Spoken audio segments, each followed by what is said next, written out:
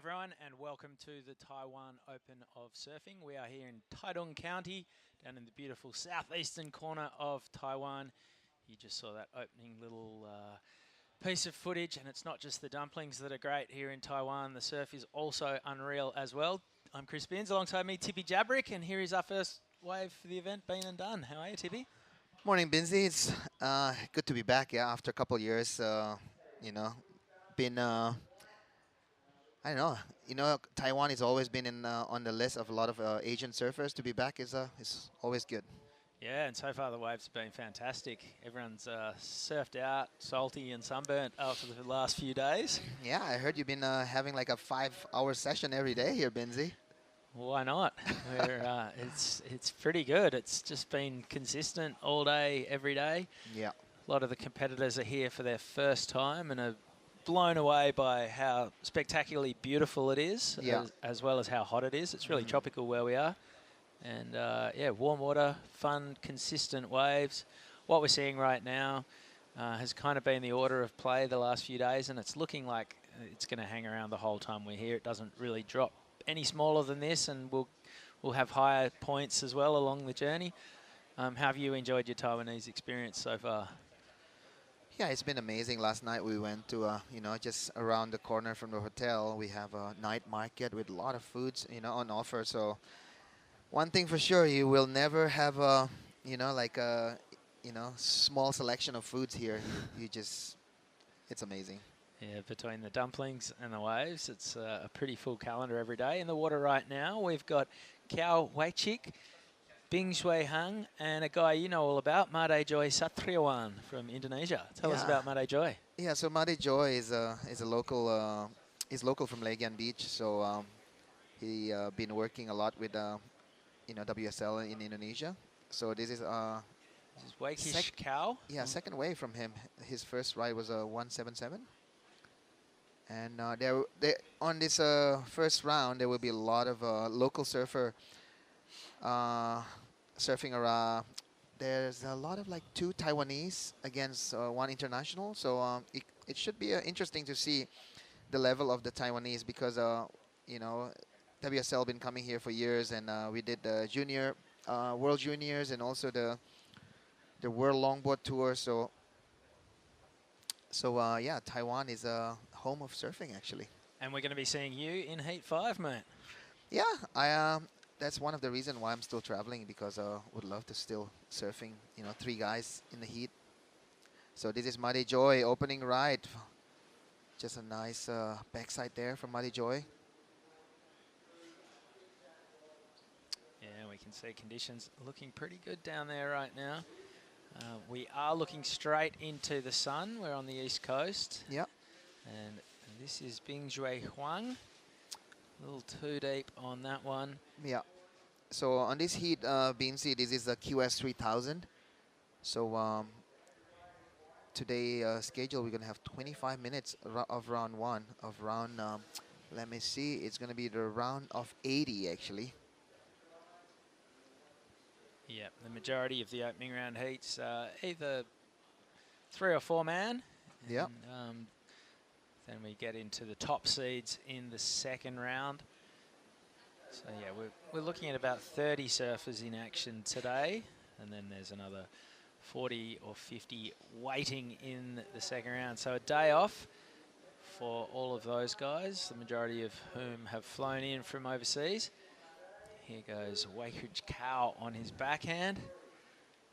That's yeah, a good looking wave. I was talking to some of the locals yesterday, and they said a lot of them, they come all around Taiwan. There's a couple surf spots on the south and also on the north.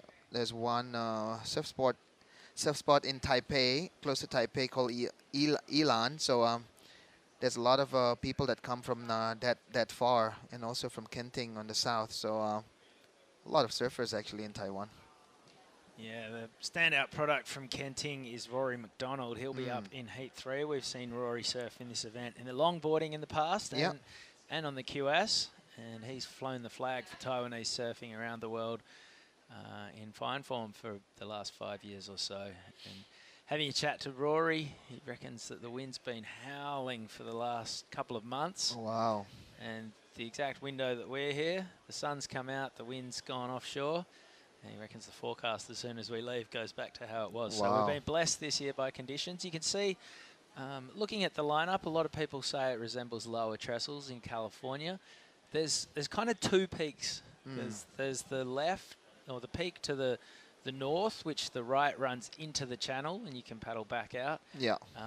That peak, the left, then runs into another peak, which is sort of goes the other way. The left's a bit longer, but it bends away from itself a little bit. So most of the scoring is going to be done on the northern peak, I think. Yeah. So a lot of people, when they're looking for that ramp, you know, for, you know, the ending of the wave, they're going to surf a little bit to the north. Sorry, to the south, actually. Yeah, you'll either get the left running into the right, or the further south peak, the right running into the north. Yeah. And yeah, we've seen plenty of big punts go down so far.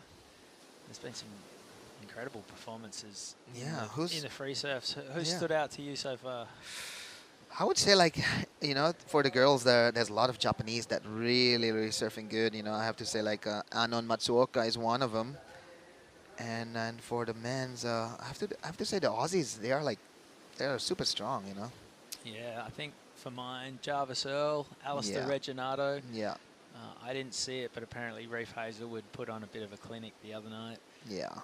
And you just know that there's a bunch of guys who are ready to sort of take to the skies and really put on a display. The standard's going to be fantastic this week. 3,000 QS points on offer for the men, 5,000 for the women. So we've got some bigger names too, like Willow Hardy, who competed at the Margaret River Pro this year, will be in action. Yeah, because as you know, this is also a double sanction for you know, two regions. You know, the Australia and Pacific, or just Australia? I think it's Australasia. Australasia, yeah. And yeah, and then Asia. Yeah. Saw Paige Harrop in the water yesterday. She's flying the flag for the Kiwis. Of course, she's competed on the championship tour for years. She's here trying to guarantee her qualification for next year's Challenger Series, so she can launch an assault back to the championship tour in the future. Here's your man, Made Joy. Yeah. He picked up a 5.83 for this. Yeah, nice finishing there from Joy. I have to say this wave looks similar like his home break in Legian at Padma Beach, you know. So there's always like peak going left and right, and I think he feels like home. And here we go. This is Muddy Joy again. I'm pretty sure like everybody from LBC is watching this one. Nice hack there. Ooh. If Joy just pulled that one, it could be another good score for him. Yeah, well, he got the first turn. He big spray in his opponent's face, and that feeling never gets old. Yeah. Here goes Wakich Cow on his backhand. Our current hit leader with a 3.67 and a 2.27. So if Muddy Joy get a medium score right there, he can put himself in the first position now. And Bing Jui Huang a little bit late to the party on that one. He goes down. Yeah. Yeah. Well, Made's going to move into the lead. Two good turns before he went down on the closer, so we'll see him move pretty comfortably into the lead. Yeah, he's only looking for 0.11, so he'll be moving to first, I think. So here we go. This is a replay for Muddy Joy. He did two good turns, actually. So the third one could be a bonus section right there, but the damage been done, as our good friend Joe Chappelle would say. Yeah, well, there it is. A 6th, the result for Made's last wave. So, yeah, you can imagine if he'd ridden out of that last wave, he'd be looking close to the excellent range. But that puts him comfortably into the lead with 14:40 still to run. Yep. So, Binzi, you've been here before, yeah? Sure have. How many times have you been here? This is my 3rd trip. Wow. So, you're pretty much a local already in this area. Yeah, I mean, I know where every decent dumpling store in Taitung City is, that's for sure. But it's funny, 3 years later, we were last here in 2019. 2019 was a huge stint. We had a QS, we had a World Juniors, and we had a World Longboarding. Yeah. and there was tons of swell. It pumped the whole time. It got a little bit too big here for Jinzun Harbour, and we had to go up the coast a little bit to a left-hand point break. Here goes Joey again. Yeah, nice surfing there from Joey. So Matty Joy, he's only 20 years old, so he's pretty young. He's a big kid. He's a big kid. If you know his father, I don't know if you surfed Legian Beach in the 90s. So Matty Joy's dad, his name is Ketut Jarud, and he's one of the guardian of surfing in Bali. So I don't know, you don't want to mess around in the 90s in Bali because you're gonna deal with his father. Yeah. So yeah, looks like Matty Joy sitting in first place. Yeah, we'll see if that's wave gonna replace his 583 or it's gonna be a little bit under on that one. So how many Indonesians have you got over here competing this week, Tippy? We got a couple numbers. You know, we got like 5 girls and then maybe like around 6 men. So yeah, we got a full contingent here, and hopefully, because some of them is already on the top 6 of the QS of the rating. So like Oni Anwar, Varun, Bronson is chasing a couple more points to qualify for the next year's Challenger. And on the women's side, we have Kalani Johnson sitting on the top 5. So she's also need to chase some points. Yeah. All right, this is Joey again, putting together a nice score on his backhand. It came in at a 5.6, so it's not better. His does not go into his top 2. Yeah, it's a fantastic venue for competition, this one. There's just waves all day long. It works through all of the tides. It's just really consistent. A lot of people ask about the surf here in Taiwan, and my experience is that because we're sort of 1,000 kilometers or so further south, southwest of Japan, Japan obviously is amazing when it has a typhoon, but Taiwan, just that extra bit of fetch, it's a lot more consistent. There's always waves. Yeah. And yeah, you can see right now, this is an average day right here, and it's still looking like you're surfing that with 2 other guys. It's unbelievable. And you know what an amazing thing from the late mayor of Taitung County is he was understanding, like he understand that surfing can bring like economy and tourism. So he's really pushing, you know, this area to become like a surfing destination. And one thing for sure, there's a lot of surfers coming here, especially from Japan. Yeah, there's as many Japanese surfers in the water as there are Taiwanese, I've found. Yeah. There's lots of hostels around here. Yeah. You can stay for a couple of nights, and the food's fantastic. You're right on the beach.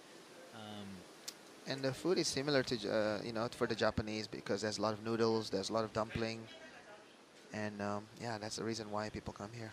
We had a beautiful opening party last night here on site with some musical performances and just a banquet. The feast was incredible. Yeah.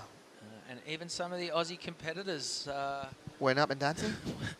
ended up on stage singing along with the performers. Wow, taking over the stage. Yeah, that's unlike traveling Aussie surfers. Nah. It's so un-Aussie if you don't do that. They're going to say, like, what's going on? Let's just say one of the event sponsors is Corona. They do, yeah? Yeah, it was a fun night.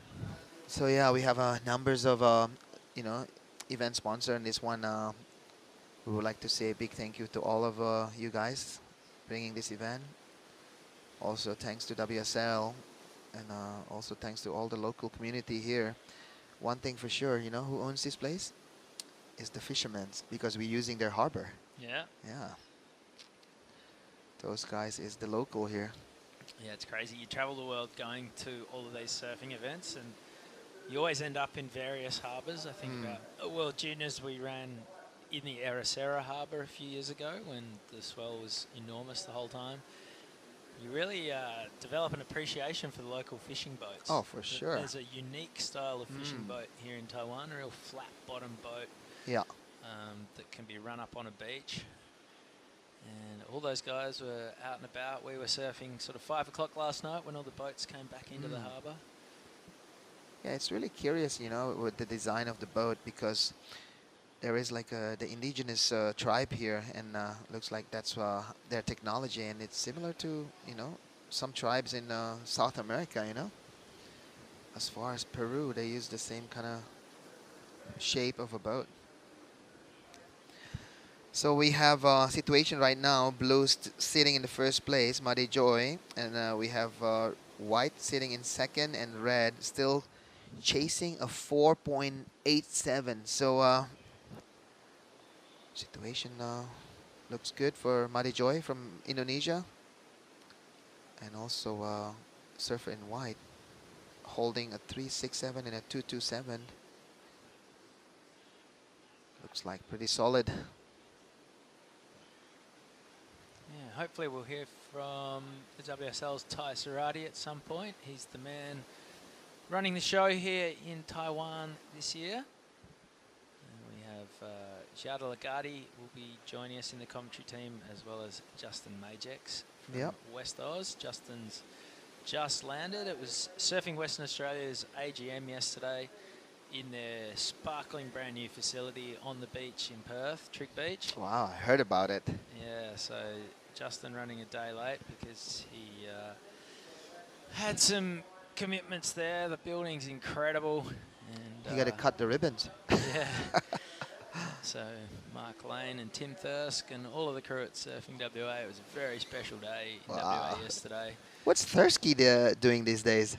Oh, just as usual, flitting around the place between Margaret River and Perth and pulling the strings. And yeah, the huge day for Surfing WA yesterday, opening their new facility. Amazing. Congratulations to them. All right, this is Wekich Cow on his backhand. He's found a long running left. Couple of turns. This is looking pretty good. Yeah.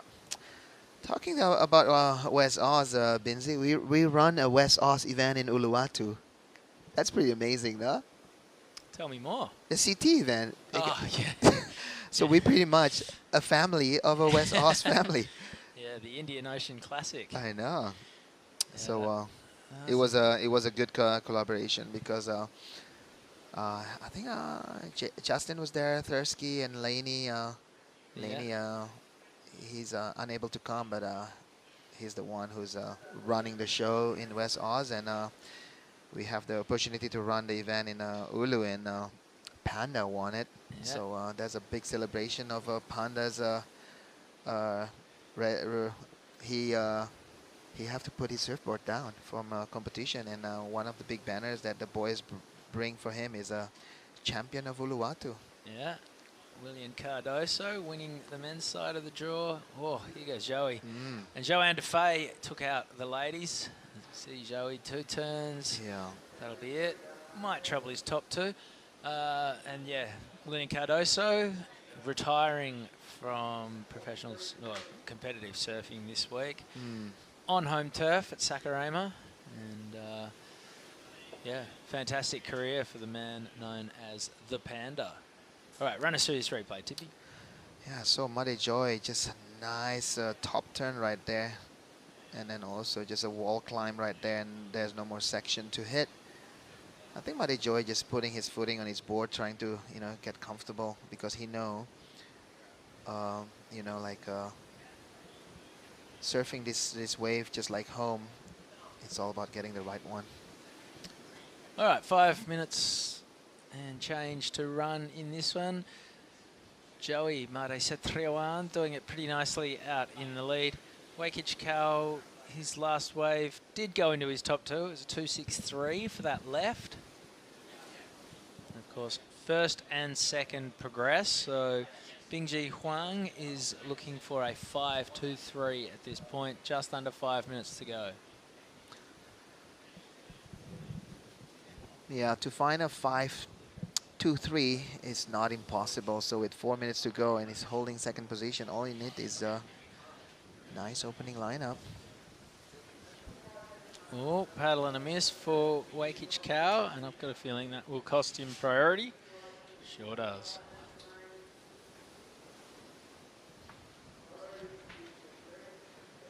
Looks like the wind picked up a little bit, but what I can say is that's not going to stop anybody, because even yesterday at midday, the wind picked up and the wave's actually still really, really good. This morning we have a really early session, Binzi, at, I don't know, 6 a.m. and we already see like 40 or 50 free surfers training for their heats, and lights are really early here up in Taiwan. We're pretty north of the hemisphere, so lights are super early. Yeah, I looked outside my window at 5:30 this morning, and there was Sunlight already. yeah, it was broad daylight. There was a dozen or so elderly Taiwanese folk doing Tai Chi, saluting the sun. Yeah, it's really graceful movement that they do early in the morning, and that's the reason why they keep staying healthy. You know, eating good food, have a good lifestyle, and then having a good, I don't know, old age here is not, doesn't mean like stay home and watch TV, but doing a lot of things outdoor. Well, there's no bars in Taitung. Really? Yeah. We might have to find and explore. It might surprise you. Probably why they're healthy. Yeah. All right, 3 minutes to go. And it's looking like your man, Mare Joy Setriawan, is comfortably sitting out in the lead. Yeah, 11.83. So, two score of a 6 and a 5.83. He's sitting in the first position. Here we go, surfer in red, looking for 5.23. Is this going to be the one that he's looking for? Unfortunately for him, that wave is not open at all. But he's still going, just having fun right there from surfer in red.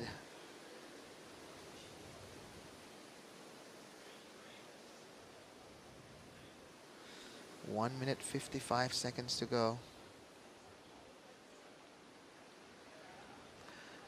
I have to say the setup here at Taiwan Open of Surfing has been amazing. There's a broadcast room with a super nice facility here, nice couch. All right, Mare Setriawan opening up strong. The first turn was good, second turn was strong as well. He's out of there. That'll come in around about that 5-6 region where he's planted a lot of scores so far. So very comfortable heat for Mare Joey. And yeah, hasn't really put a foot wrong. He's got a 5.83 and a 6. He's throwing away a 5.6 and a 4.5 with one more number to come. And we're into the last mad minute. 1 minute remaining. That was a 5 for Joey, so doesn't factor in. Up next.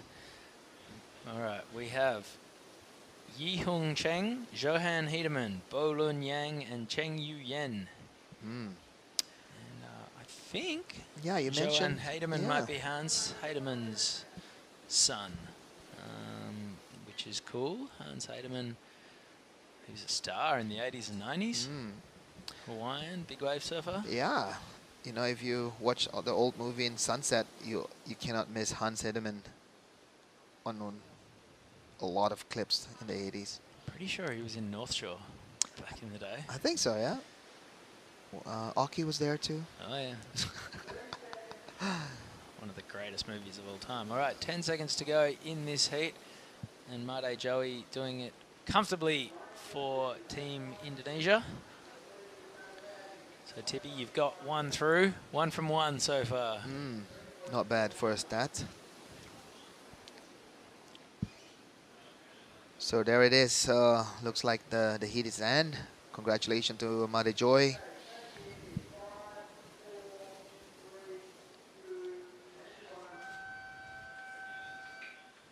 All right, and that heat is done and dusted.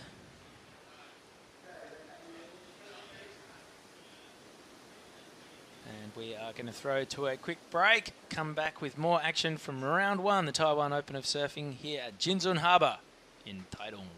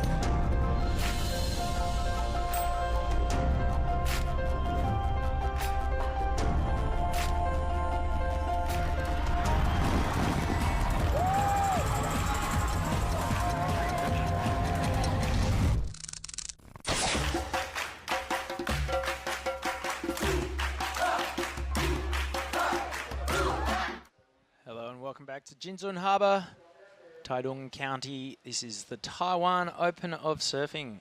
Round 2 action in the round of 80. And in the water right now, Yi Hung Cheng, Johan Hedeman, Yang Bo Lin, and Cheng Yu Yan. So 3 Taiwanese surfers and a Hawaiian. 25-minute heats today.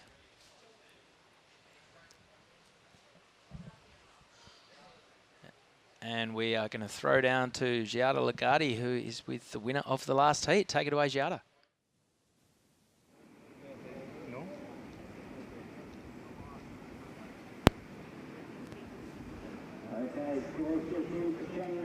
Testing, testing. Testing, okay. Go like this when it's on, yeah? Waiting for.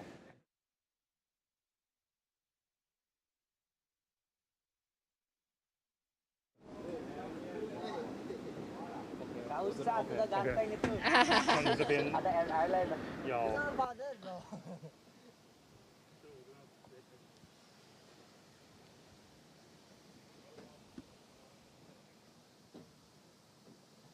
So, Joy, first heat of the day, first heat of the event. Tell us a little bit about what you were feeling out there. Yeah, this is my first event come here. The wave's pretty fun. It's quite similar like back in my place. It was pretty good.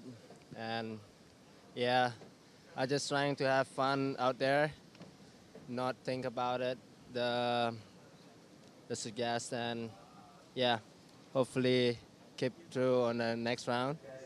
And thank you for my family, my friend back in Indonesia for supporting me through this event, and I will continue for next round. Thank you. So, you said it's your first time in Taiwan. What do you like about it for now? Well, it's when first time that I came, everyone took a like a sweet kind of food, and it was like try something new for me. And also the place, it was nice and beautiful. It's everything you have here. It's really nice and enjoy and peaceful. And yeah, hopefully for the next round. And hope Taiwan also bless me. And yeah, thank you. All right, Joy, thank you so much, and congratulations. Good luck for your next heat. Thank you. Back to you guys. All right, thank you very much, G. That was Made Joey.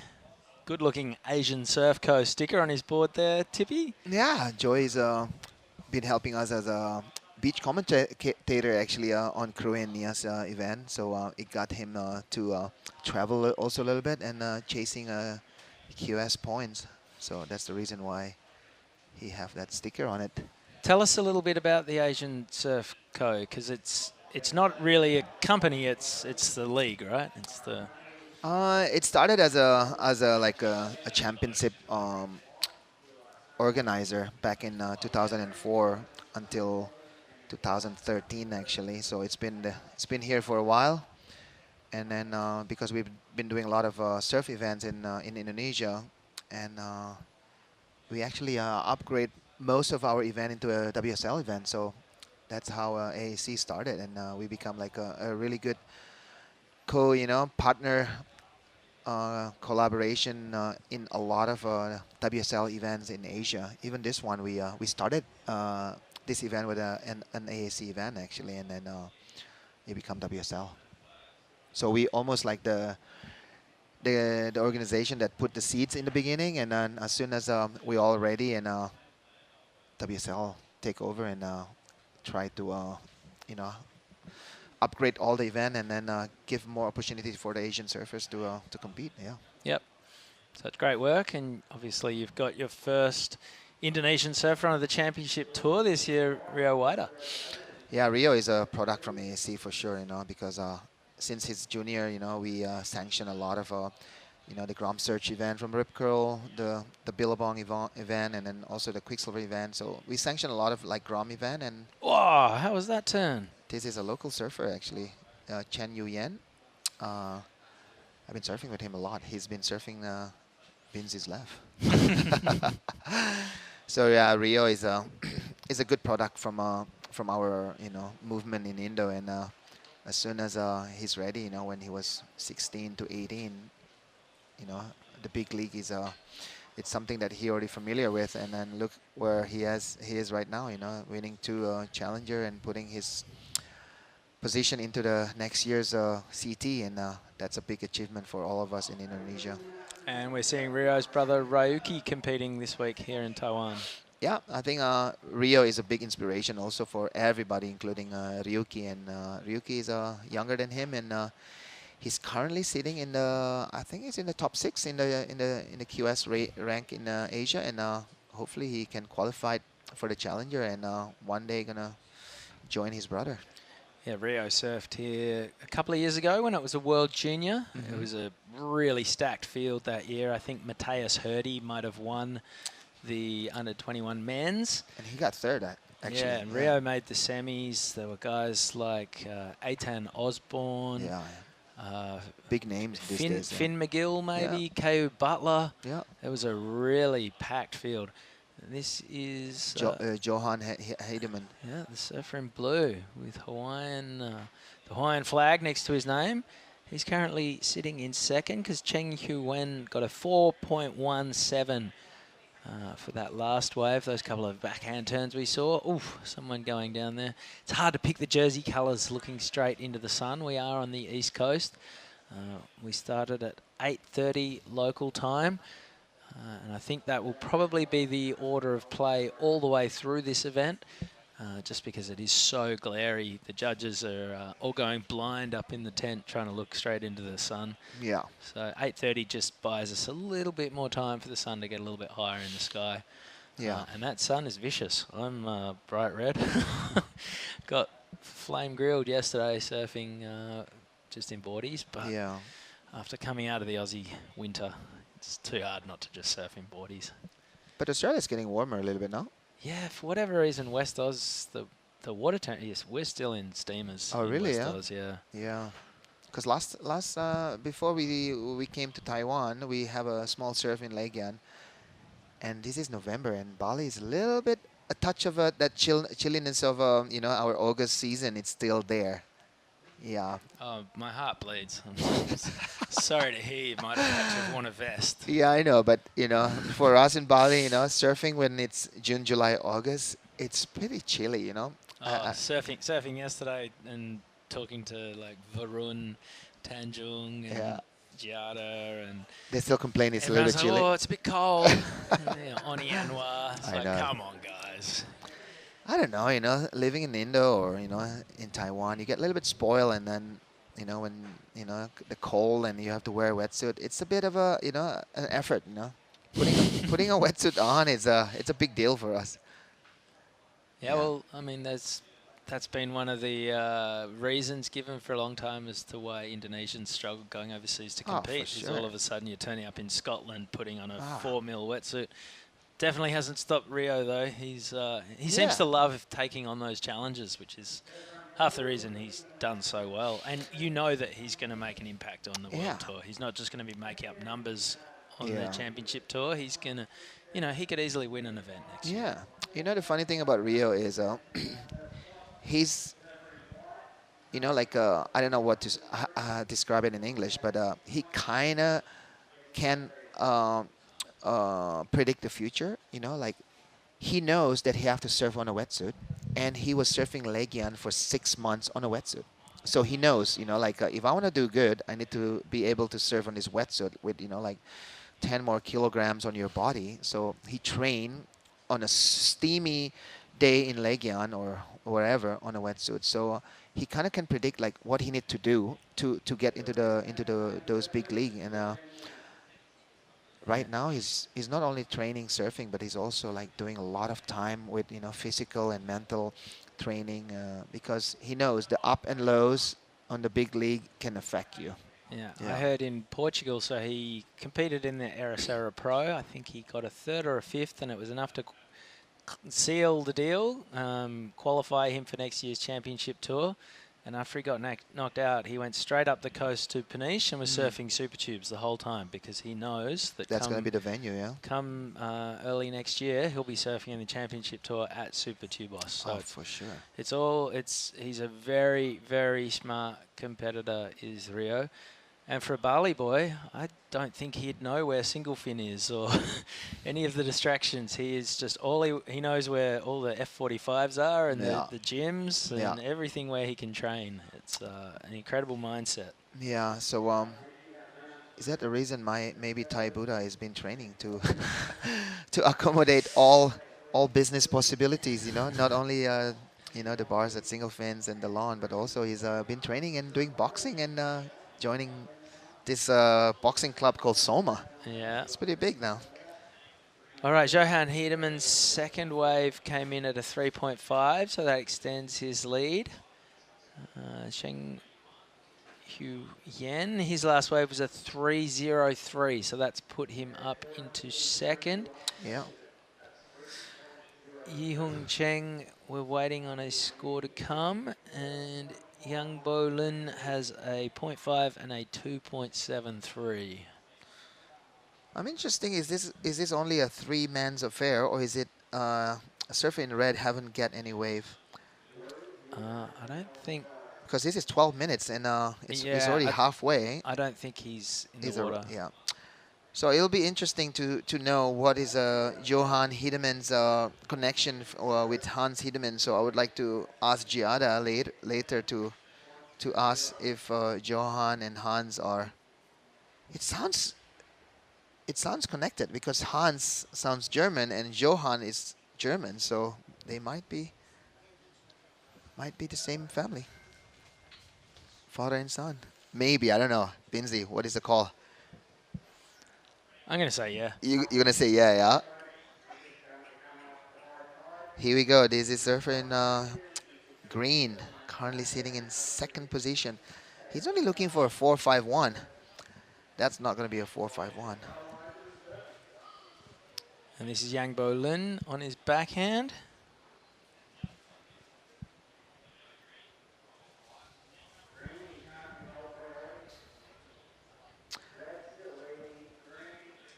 So on the QS Australia, here we go. This is Surfer in White looking for a score of a 4.27. The QS Australia currently sitting in the first position. If I'm not wrong, it could be Marlon Harrison. Yeah, I think you're right, Tibby. So Marlon Harrison is coming here as number 1, and also Kian Martin is coming here as a number 1 for Asia. So there's a big stakes here because 3,000 points for your qualification. It's a big number. Yeah, looking at the Australasian rankings, Marlon Harrison's sitting first. He's here this week. Jarvis Earl is sitting 4th. He's here. Yep. Xavier Huxtable is 7th. Taj Stokes is 8th. Jagger Bartholomew is 9th. George Pittard is 10th. So those guys are all here. Yeah. Reef Hazelwood's 12th. He's here. Alistair Reginato's 13th. He's here. Tully Wiley's 15th. He's here, as is Jamie Thompson. And Thomas Carvello down in 19th. So there's a fair selection of the Aussies who've seen this wave and said, you know what? It's a good-looking wave. 3,000 points is really going to help your quest to get onto the Challenger Series. Yeah. Why not come up here? Yeah, on the Asian region, we have 4 Indonesians on the top 6. And we have 1 Japanese and 1 Swedish surfer sitting number 1. So, but, you know, there's a lot of people like under the top 6 with super close points on them. So there's a lot of Japanese trying to climb the rank up. Surfers like Yuji Nishi and Joe Azuchi. So there's a lot of guys coming here just to make sure that they're in the top 6. Yeah, and John Mark Tokong, yeah. Who won at home at Cloud9, so he's got 1,000 points to his name, which is pretty huge. So he'll be building as well. Yeah. Kian Martin, you mentioned the Swedish, Brazilian, Balinese, like Changonese. yeah. Talk about living the dream. Imagine being a Swedish pro surfer. I know. He's doing pretty good. He just came back from Texas actually, and he had to surf the Swedish national event, and he won it.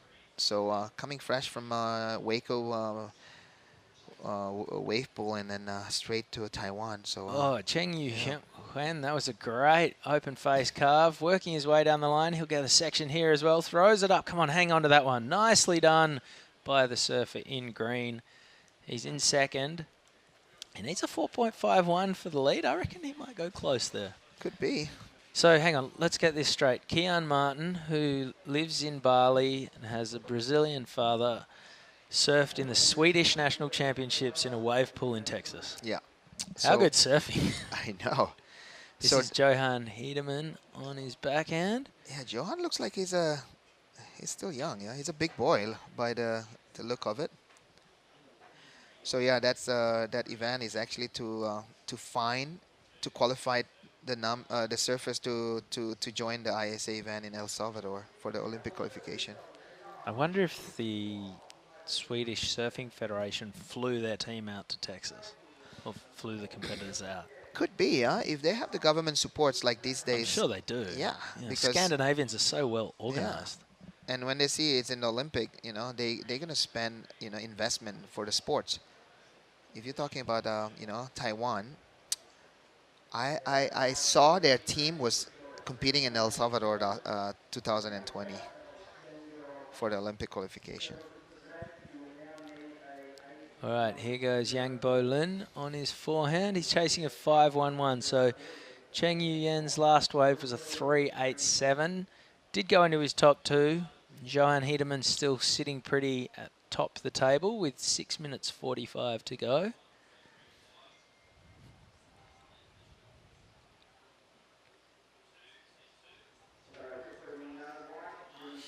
So here we go. This is Johan again on his backside. Yeah, that was a nice hook. I can say Johan been here before to Taiwan by the look of his board. He knows when the condition is a bit smaller, he's going to use that kind of boards. That a little bit wide on the rail, not too long, not too big. Trying to get a nice hook under the lip.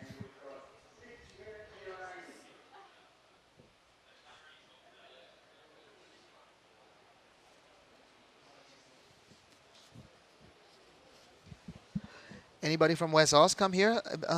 I know. I think just me and Justin. Oh, sorry, I beg your pardon. Willow Hardy is here with her dad. She'd have to be up around the top seeds in the ladies. I think so. Yep, she's with Gene, the old boy. He is having the time of his life. He's absolutely loving it. And why would you not come here? 5,000 points up for grabs on the ladies' side of the draw. Here goes Yang Bo Lin with over 5 minutes to go. He's chasing a 5.11. It's not going to happen on that wave. Yeah, had a chat with Willow and Jean yesterday, and they're having a great time. The waves have been just so super fun this whole time. They're staying right here at the beach and just surfing and eating and surfing and eating. It's kind of what you do here in Taiwan. And, it's why it's such a fantastic destination if you're a traveler. Yeah. You know what? I in the early days of this event, who's here is Crakey. Right? Crakey was here with us back in the days because this event was also sponsored by Quicksilver. So we all fly in to support this event in the beginning of maybe like 10, 12 years ago. Wow, amazing. I think I remember him competing in Phuket once as well. I think so, yeah. Or Malaysia, maybe? That's the wave pool at Malaysia. So Crakey got pulled by a jet ski and just do big airs, and that's what he was good at. Does that wave pool still exist? You know what? I heard the technology is it's a water pump system. So years go by and the pump gets slower and weaker, and the wave they produce is just also got smaller. So it wasn't the destination if you want to go surf to the wave pool. But there's a lot of good point break in Malaysia. One of them is Cherating, and it's a long left-handers. So yeah, there's a lot of wave in Asia actually. Everywhere, yeah. So yeah, Asia is the new emerging region of surfing. We know there's a lot of people surfing these days from Korea, from mainland China, Taiwan. There's just surfers are producing every single day. Yeah, not just mainland China too. Hainan. That's Yeah. some good waves. All right, this is Johan Hedeman. This is a good-looking wave, throwing plenty of spray on that first turn. Another open face carve. Sticking with this one, and so he's on the northern peak there. You see the right just kind of peters out, whereas if he was on the southern peak, he would have had that closeout section coming at him. Yeah. And we'll see a lot of guys move and girls move to the southern peak just so that they've got that big finish and they can really take to the sky or go a big layback or something like that, big blowtail. And we'll see a lot of that action as we go deeper into the draw. So yeah, it is Marlon Harrison, who's the top seed on the Australasian side of the draw. Kian Martin, top seed for the Asians. So they are Heat 1 and Heat 9. And then just plenty of talent stacked throughout the field. Guys like Kobe Clements, Xavier Huxtable, who's competed at Bells before. Tully Wiley, also from Torquay, has also competed at Bells in the past. Jarvis Earl, high-flying young Aussie. Joe Azuki, he competed here in the World Juniors years ago and is an incredible talent. Yuji Nishi has had all sorts of success on the QS over the years. Bronson Mady, just the talented future star from Indonesia, from Lakey Peak. Yeah, he's from Lakey, and then he moved to Bali and lived there with Rizal. So Bronson is, I would say, the younger brother of Varun now. And they travel together a lot, trying to chase, their dream on the QS. And here we go. If he could have just pulled that turn, he might get the score that he's looking for. Yeah. So 1 minute and 15 seconds to go. Looks like Johan Hedeman is comfortably sitting in the first position. And here he goes, flying down the line. That's a nice turn. 1 minute to go. This is more or less going to be a victory lap for the surfer in blue. So yeah, blue will have a post-heat interview, and then we will know where is Johan is from. It says he's from USA, but we're all curious about, his a bit of his back story.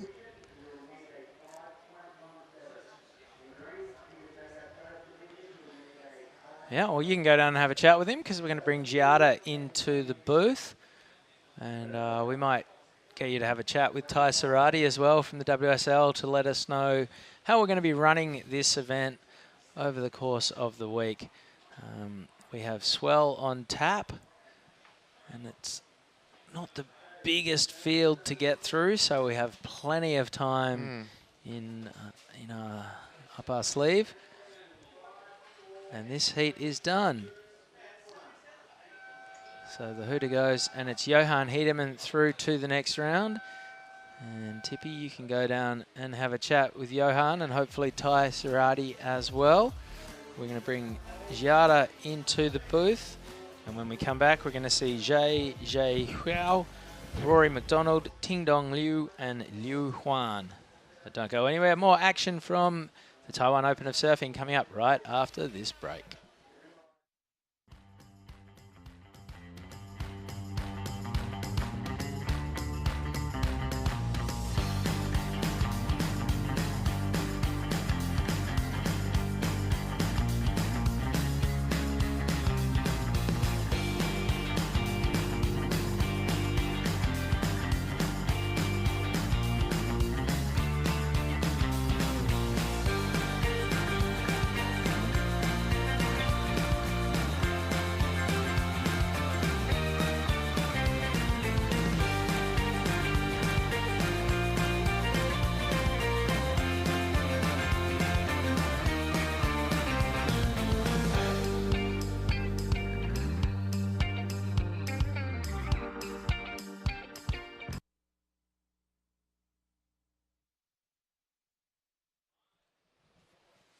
All right, welcome back to the Taiwan Open of Surfing.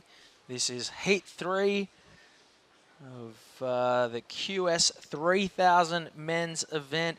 Jae-Ju Hyu is in the red. Rory McDonald, who is probably the best known Taiwanese surfer, is in the blue. Jae-Ju Hyu is in red and Ting Dong Lu is in white. And up next to me for our first heat in the booth, Shada Lagarde. Good morning. Good morning. How are you? I'm very well. How are things out there? What's the vibe like amongst the surfers? Well, everyone's getting ready for their heats, but the waves are looking incredible, so everyone's excited to surf their heats. Nervous as well, as it's the first day, but it's looking really good out there. Conditions are super clean and fun, so it's a good day. All right, this is Rory McDonald. Pan Hai Sin is his Taiwanese name. He's the surfer in blue. He's been a sponsored surfer from this part of the world for a long, long time. He's competed in the past at the World Longboarding as well as on the QS. I think he might have even competed at the World Juniors when it was here. And this is Ting Dong Lu, the surfer in white. And Rory opens up with a 2.93 to move in to the lead. You surfed all day yesterday. G, tell us about the conditions. How was it as a goofy footer on your backhand? Oh, it is such a fun wave. You know, it really reminds me of trestles, kind of that peak, but there's a lot. It's like pretty spread out, so you can like find your own wave, and it's so rippable and fun, and the wave has power, so it's great to you know, really practice and get yourself comfortable out there. But it was glassy all day yesterday. You surfed out there as well all day. I saw you for sure. Sure did. It's like lowers, but without 4,000 people out there. It's great. Oh, this is a decent looking set. So everyone's surfing on the northern peak here. You can see that left running off. There's a peak just to the south that will come into that. Looks like we've got a light little onshore starting to ruffle up. A lot of the competitors will be licking their lips at the thought of doing a few aerials into that wind over the course of the week. And this is Ting Dong Lu. Oh, sorry, beg your pardon. This is Rory McDonald in blue. You know, I've seen Rory in Bali a lot, actually. See him surfing Bingin. Really bowly, fun, perfect left with Mega Samadhi, local legend from there. This is the replay of Rory's left. Beautiful first turn and finishes it off. I think this could be the best wave of this heat for now. Yeah, that's a 4.67, so extends his lead. And knowing Rory, he won't be happy hanging on to a 4. So he's got, 20 minutes or so to get rid of that one.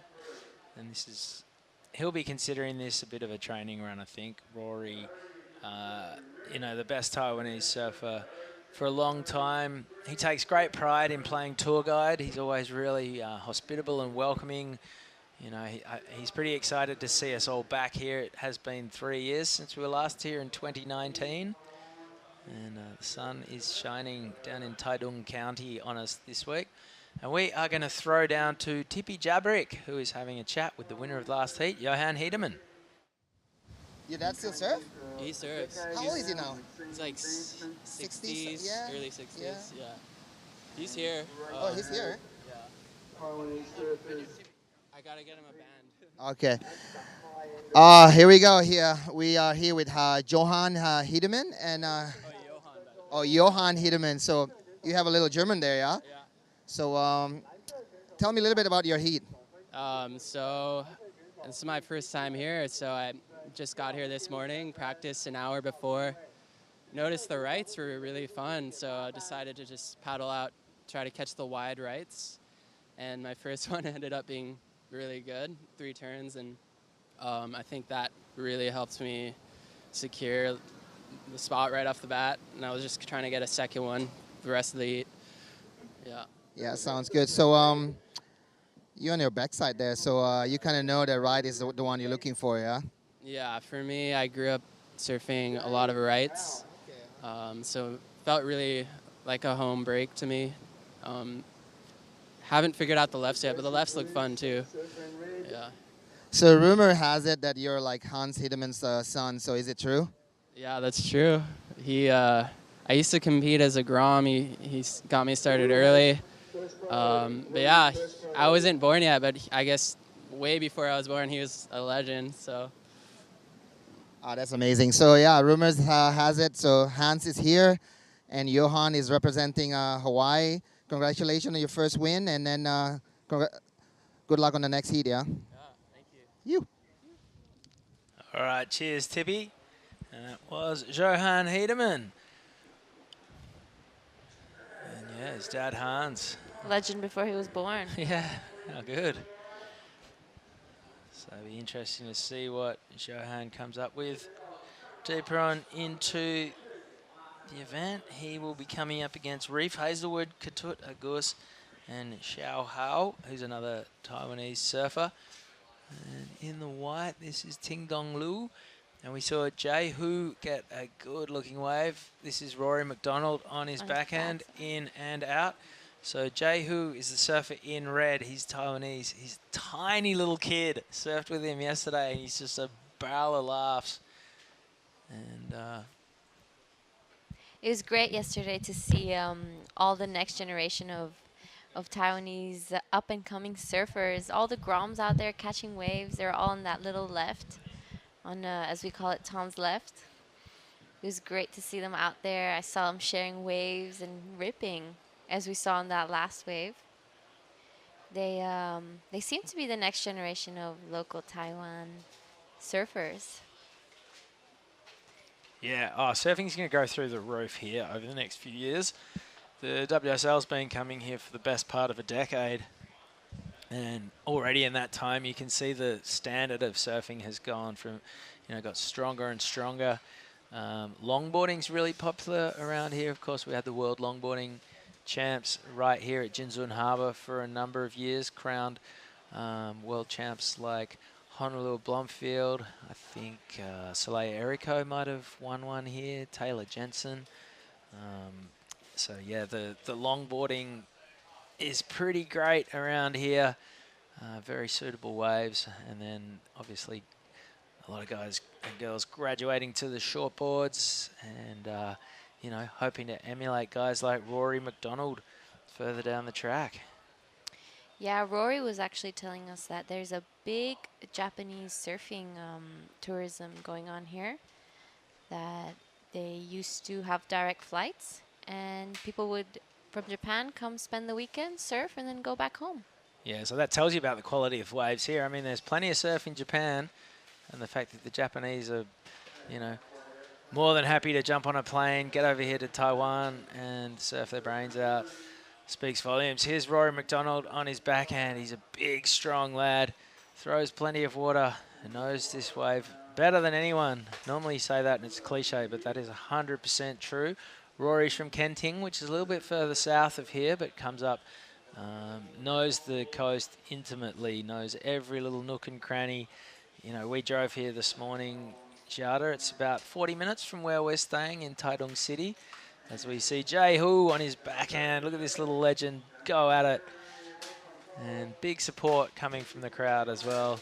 And why not? That's probably going to put him up into second place. I'd love to see him get through this one. And, yeah, I mean, you were blown away by how beautiful it was. Just with the, it's volcanic. It looks like, there's shades of Tahiti with just how tropical it is and the steep mountains coming out of the ocean. And every bend you go around, there's another bay, there's another headland, there's a river mouth. There's all these rocky beaches, and you're like, there's got to be waves everywhere. I'm sure. And this is the replay of Rory's last wave. We just missed the first part, but that turn was really strong and didn't manage to finish. But I'm sure that will extend his lead. But yeah, driving down this morning with the sunrise and all the palm trees, it looks like a mixture of Tahiti and Hawaii, I guess. Even yesterday afternoon, as the sun came down, there was clouds just over the mountains. It was incredible. This is our surfer in green, Liu Yuan. just trying to finish that off. He's currently in third, looking for a 3.87. I'm not sure if that's quite going to be what he needs. And last wave for Jehu was his best, a 3.47, so that does put him up into second.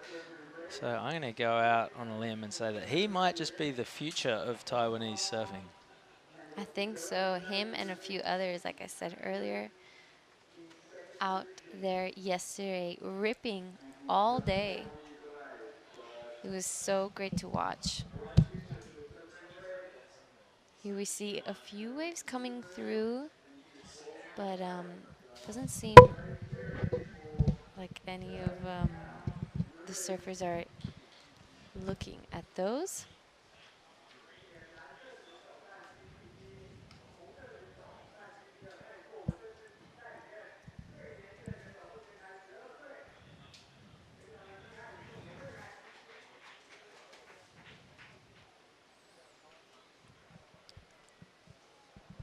All right, just while we've got a little break in play, Rory McDonald's out in the lead. Oh, here goes my man Jehu on his forehand. Listen to the crowd. Big reaction for the pint-sized surfer from right here in Taiwan. He's coming second.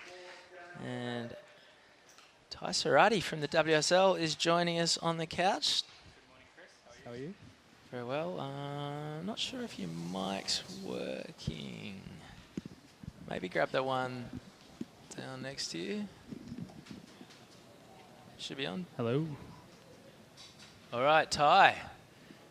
Welcome back to Taiwan, mate. It's pretty good to be back here, Chris. Talk us through everything about this week, the forecast this morning, the forecast for the week, how we're going to run the event, how many heats we've got to get through, who your favourite surfers are in the contest, who they were as a child, what your dumpling count's going to be for the week. You name it. Let's have a chat. Thanks for all those questions, Chris. I think we're pretty lucky with the forecast this week. The conditions should be pretty similar today. So it's a good problem to have too many waves. I guess we just pick the eyes out of the best conditions and try to get the surfers out there when it's at its best. And what's your call going to be every morning? Basically just rock up and we're on, or are you putting much thought into whether we're running men's or women's? Are we going to have longer heats as we get closer to the podium? I think we'll just come here every day and have a look and check it. Oh, Jehu. This guy's unbelievable. 2 big turns. Hang on to it, little man. Oof, just goes down. But that first turn was a banger. He's about 2.5 feet tall. It's definitely a crowd favourite here. Do you know anything about this kid? I don't, but he looks like he's got some talent, and it's pretty cool to see how many local competitors are in the event this year. The level of surfing seems to get better every year we come back here, and it's been 3 years since we've been here, but it's so good to be back, and everyone's so glad to be here.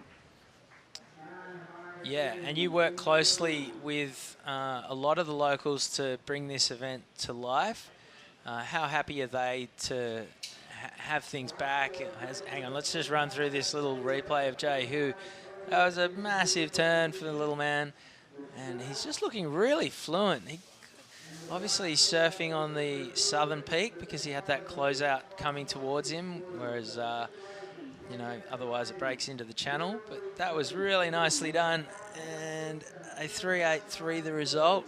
Rory McDonald has dropped a 5.6, so those two are looking pretty good in first and second. The sort of #1 Taiwanese surfer at the moment, and a guy we're predicting is going to be the future of Taiwanese surfing. It's great that they're surfing a heat together. And tell us about some of the Taiwanese crew that you work with on this event, Tai. Yeah, so the Taitung County government is pivotal in bringing us here, and they've been a huge supporter of WSL and professional surfing, and they're so stoked for us to be back here running events with international competitors again. Yeah, I think everyone's pretty stoked. And this is an event that's sanctioned by 2 regions? Yeah, that's right. So it's co-sanctioned between Asia and Australia, Oceania. So we have competitors from all over Asia as well as Australia and New Zealand. And so what does that mean? If you're a Kiwi or an Aussie, or if you're from the Philippines or Japan or Indonesia, you can come here and still add to your total in your region's ratings, right? Yeah, that's correct. So there's still 2 separate regions, and you're competing against surfers from your own region. But yeah, both regions come here and compete and take points back to their respective regions. And we just saw Johan Hedemann in the heat in front. He's surfing for Hawaii. So what does he do with his points from this event? He doesn't actually get to keep his points because he's out of either of the Australia or Asia region. But he just gets to surf Jinzun Harbour with 3 other people out, which sounds pretty nice to me. And collect mad amounts of cash money if he makes it through a few rounds. Exactly. How good. Yeah, I'd come here just to eat dumplings. I pretty much have come here just to eat dumplings. I know. It's kind of scary how many dumplings that you can eat in 1 week, but the food here is amazing. The people here are so friendly and welcoming. It's one of my favourite stops on tour for sure. Yeah, the opening ceremony last night was pretty cool. You had the collared shirt out, so you were here for business, but a few of the Aussie lads ended up singing karaoke on stage with the band in front of all the dignitaries. That's great. Yeah, Reef and Thomas were quite skillful, I thought. Had a set of pipes on them that quite impressive. Yeah, the band asked if they had any numbers that they wanted to sing, and you would have thought maybe, some Billy Joel or some Eagles or, something friendly, and Thomas Carvello's just said, yeah, Nickelback. Yeah. And the band went out and figured it out and played it. Here goes my man, Jay Hu, throwing it up into the lip. Crowd goes wild here at Jinzun Harbour. And look at this little guy. Goes skating across some downtime. Now he's got the closeout coming his way. Wow. That's what it's all about. How good.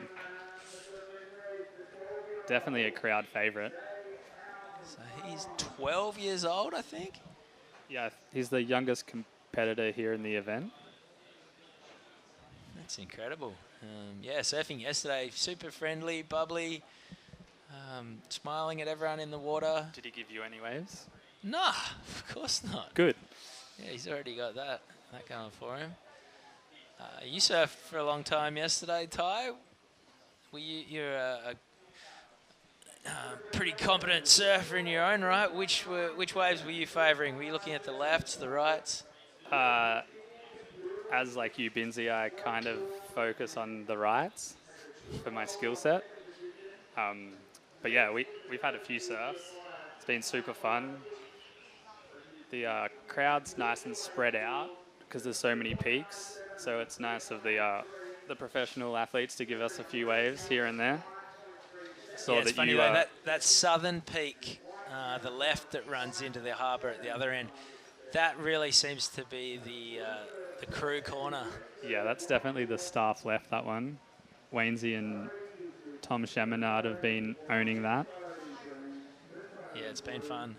It is. It's one of the great events to work on, really, because you just surf and eat and throw a few heats in the mix. The weather's always fantastic, and that's why we keep coming back year and year. Yeah, it's super special. Sad to not get here for 3 years, but it feels like it's all made up for it in the 2 days that we've been here already. And that last score for Jehu came in at a 3.97. So Rory has a 5.6 and a 4.93 to be in the lead. And then it's kind of a battle for second. Li Huan needs a 5.37 and Ting Dong Lu needs a 5.7. And there's 5 minutes to go. And Ty, any last words before we let you get back to the very arduous duty you have of calling these heats on every day? Yeah, I guess we'll just make another call on whether or not we run round 1 of the women. Myself and Ty, the head judge, will be watching for the next couple of heats and then make a call on whether we start with the women's after this. So the contest director and the head judge of an event in Taiwan, the Taiwan Open, are both called Ty. Yeah, it's confusing, but... A little tongue-tied by all of this, but we'll figure it out over the course of the week. All right, Surati, thanks for having a chat with us, mate. And we will see you in the lineup. Thanks for having me on. All right, bit of a split peak situation. It's Liu Huan on the right. Couple of strong turns, and he is out of there. Tingdong Liu on the left. 4 minutes to go. Giada, what have you made of the action so far in this heat? Wow, there is like non-stop waves coming through. These surfers are having the time of their lives, as you should be surfing these great waves with only 3 or 4 people out. You know, it's a dream. Here's a split peak. Our surfer in white, Tingdong Liu, local surfer on his backhand. Wow, it's so great to be able to get the insight off of Tai and how everything's going to run. Yeah, it's a pretty well-oiled machine in these parts. We flew in. There's 2 airports in Taipei. One is the big international guy where all the massive planes come in and land. That's a little bit out of the city on the ocean. And then there was a facility there for all the surfers to drop off their boards. They were shipped down to the event overnight. We then made our way over to the smaller airport that's right in the middle of town, almost at the base of the Taipei 101, which was once upon a time the tallest building in the world, in the middle of Taipei. Got a good little tour of the city, and then we jumped on the domestic flight. It's a quick little 1 hour up and down. You know, you take off, the seatbelt sign goes off, they turn it back on, you land. And we were here in Taitung. Our boards turned up the next morning. And thanks to the Taiwanese Surfing Federation for making all of that happen, making us feel really welcome. We've got a fleet of rental cars, treated like VIPs. And yeah, it's a fantastic part of the world, and the locals love having us here, and we love coming here. We'll keep coming back for a long time to come, that's for sure. Yeah, Taiwan has really blown my mind away. It's such an amazing place. The food, I have not stopped eating dumplings since I got here. It's kind of worried. Have you found the pork bun shop yet? Just at the top of the hill? Okay, so we went to a fake. Apparently there's one in front that is not as good, and we thought it was the one, because there is the one here in Jinzun Harbour. So today I'm definitely going to try the one that is supposed to be. But anyway, I've eaten like the pork bao buns since I've gotten as well. It's been like between the dumplings and the buns, as this is Rory McDonald, that first turn was beautifully placed. Gets caught a little bit behind, doesn't matter. Plenty of fluency, flying down the line, 3 turns. And now he's just milking every little sort of fraction, and that's going to be a decent score for Rory McDonald with 1 minute to run. Pan Hai Sin is his Taiwanese name. So if you're looking at the screen and confused as to why we keep talking about Rory McDonald, he is Pan Hai Sin. 45 seconds to run. That's going to be his best score of 5.67. So he is now further out in the lead. My man Jae Hu has priority. He's chasing a 7.3 for the lead. Anything over a 3.83 will tighten his stranglehold on second place. And it looks like a little bit of a lull by Taiwanese standards is going to see those two, Rory McDonald and Jae Hu, through to the next rounds. And look at your little man holding priority over green. Yeah, he's staunch. Yeah. He's paddling around me yesterday, no worries at all. So this heat is done. And yeah, there we see Jay using priority. Look at that. And he's found himself a little running right. Not quite a victory lap, but a silver medal lap for the little man. And the crowd is loving it. They've got their probably all-time greatest surfer in Rory McDonald, bringing it into the beach alongside this guy, Jae Hu, who is the future of Taiwanese surfing. It was a very entertaining heat here at the Taiwan Open of Surfing. We're going to go to a quick break, and when we come back, more action from here at Jinzun Harbour.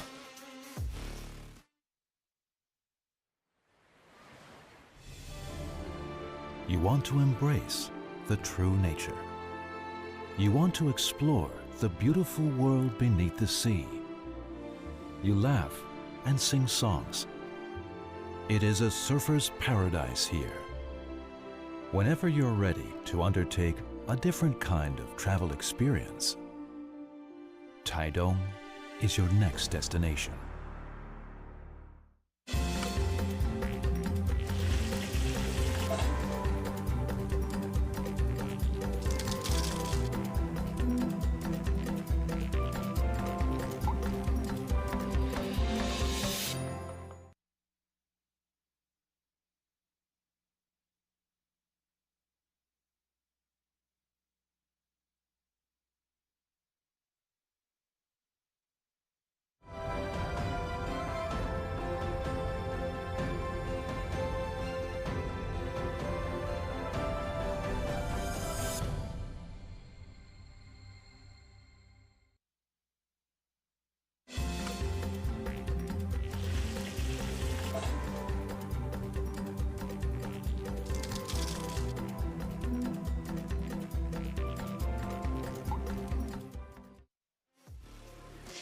So welcome back to the Taiwan Open of Surfing.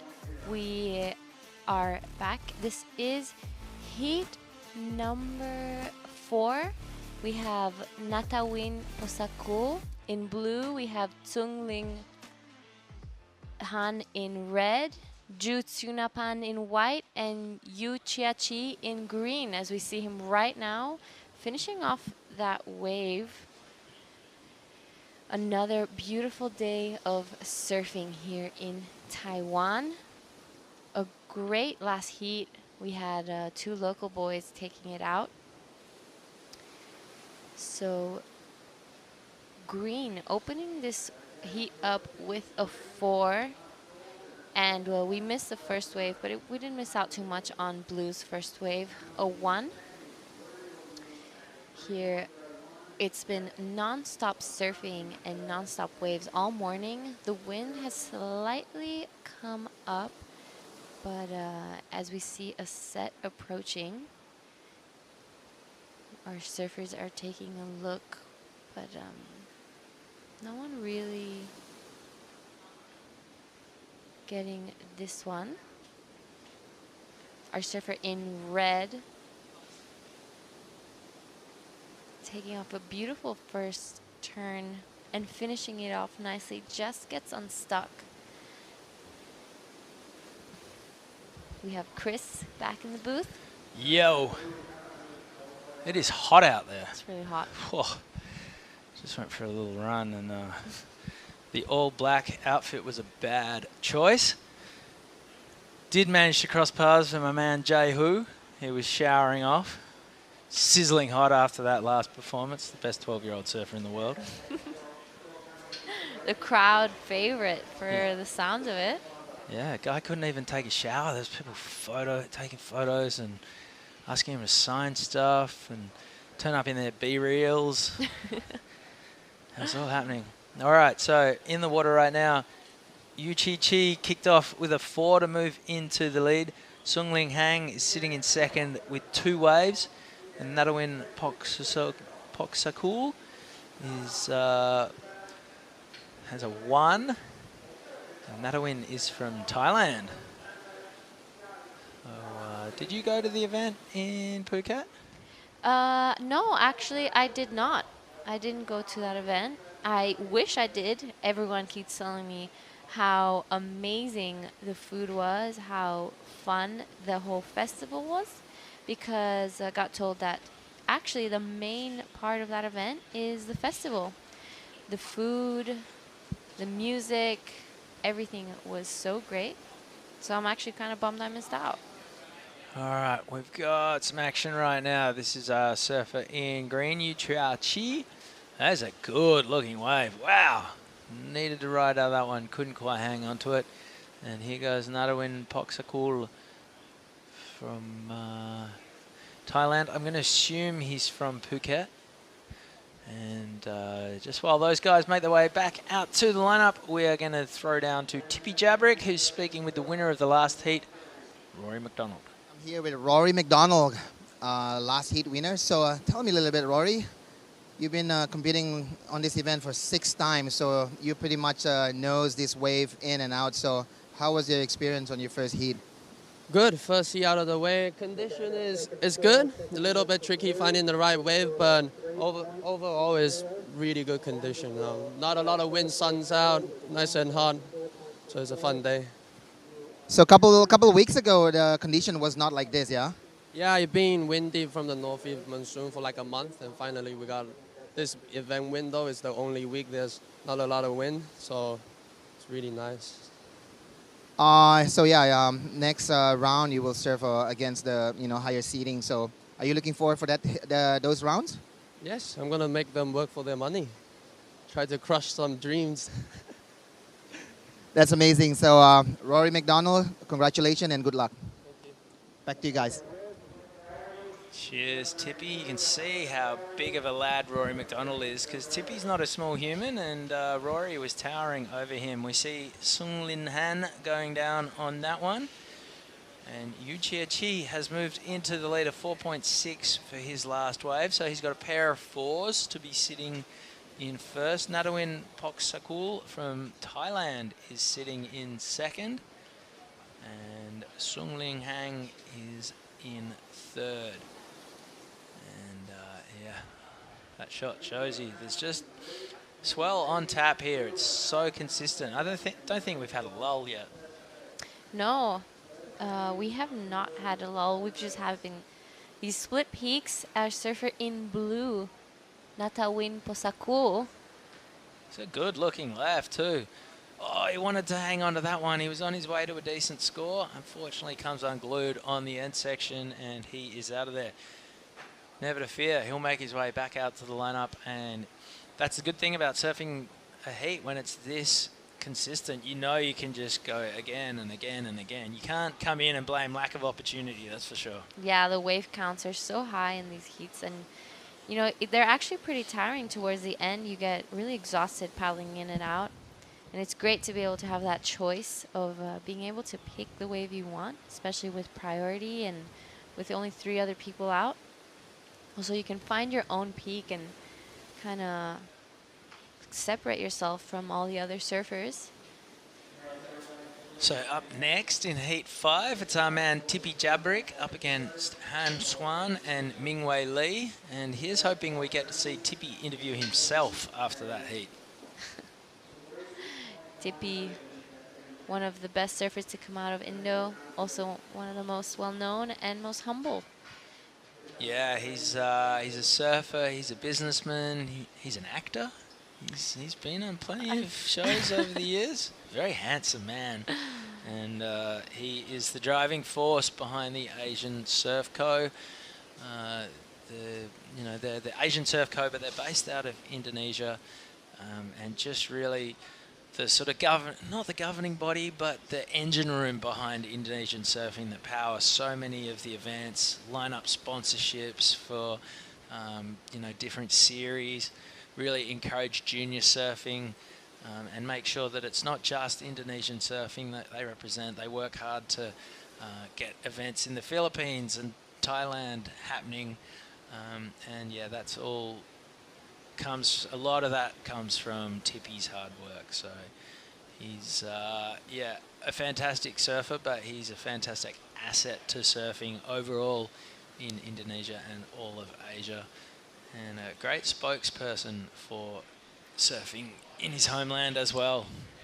Yeah, he's given so much to Indonesian surfing, and you can really see the respect, especially when you see him surfing around Bali. All the local boys always giving him his waves. Yeah. Well deserved, of course. It's not the easiest place in the world to get waves, but Tippy never seems to have a problem. Here goes Yu Chia Chi on his backhand. This good looking wave. Oh, throws a little chop hop in if you don't mind. That was a really great wave from our surfer in green. Yeah, also well-known. Tippy's also well-known throughout all of Asia in surfing, really.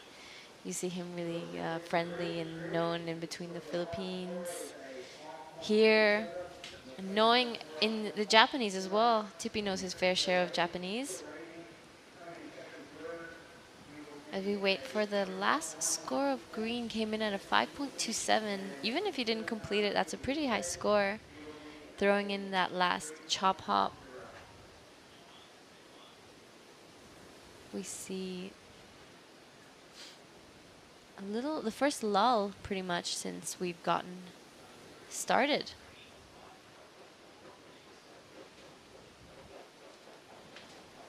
Yeah, no one knows what to do with themselves. It's yeah, it's pretty rare to sit up on your board. Yesterday, everyone was catching tons and tons of waves. And there is Yu Chi making his way back out. He just dropped a 5.27, so that is the best wave of the heat. He's in the lead. I saw some of the local Taiwanese surfers out there yesterday. They were, you could really tell who knew the wave and who didn't. I definitely struggled the first few times trying to figure this wave out. Couldn't understand where to sit. But then it's just a matter of paddling around. This is our surfer in red, Tsung Ling Han, on his backhand with the Italo hairstyle. And blue right behind him, going for the air, and did not land it. Just got unstuck.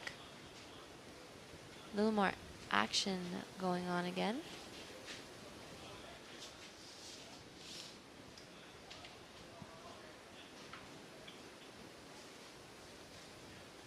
So Chris, you've been here quite a few times.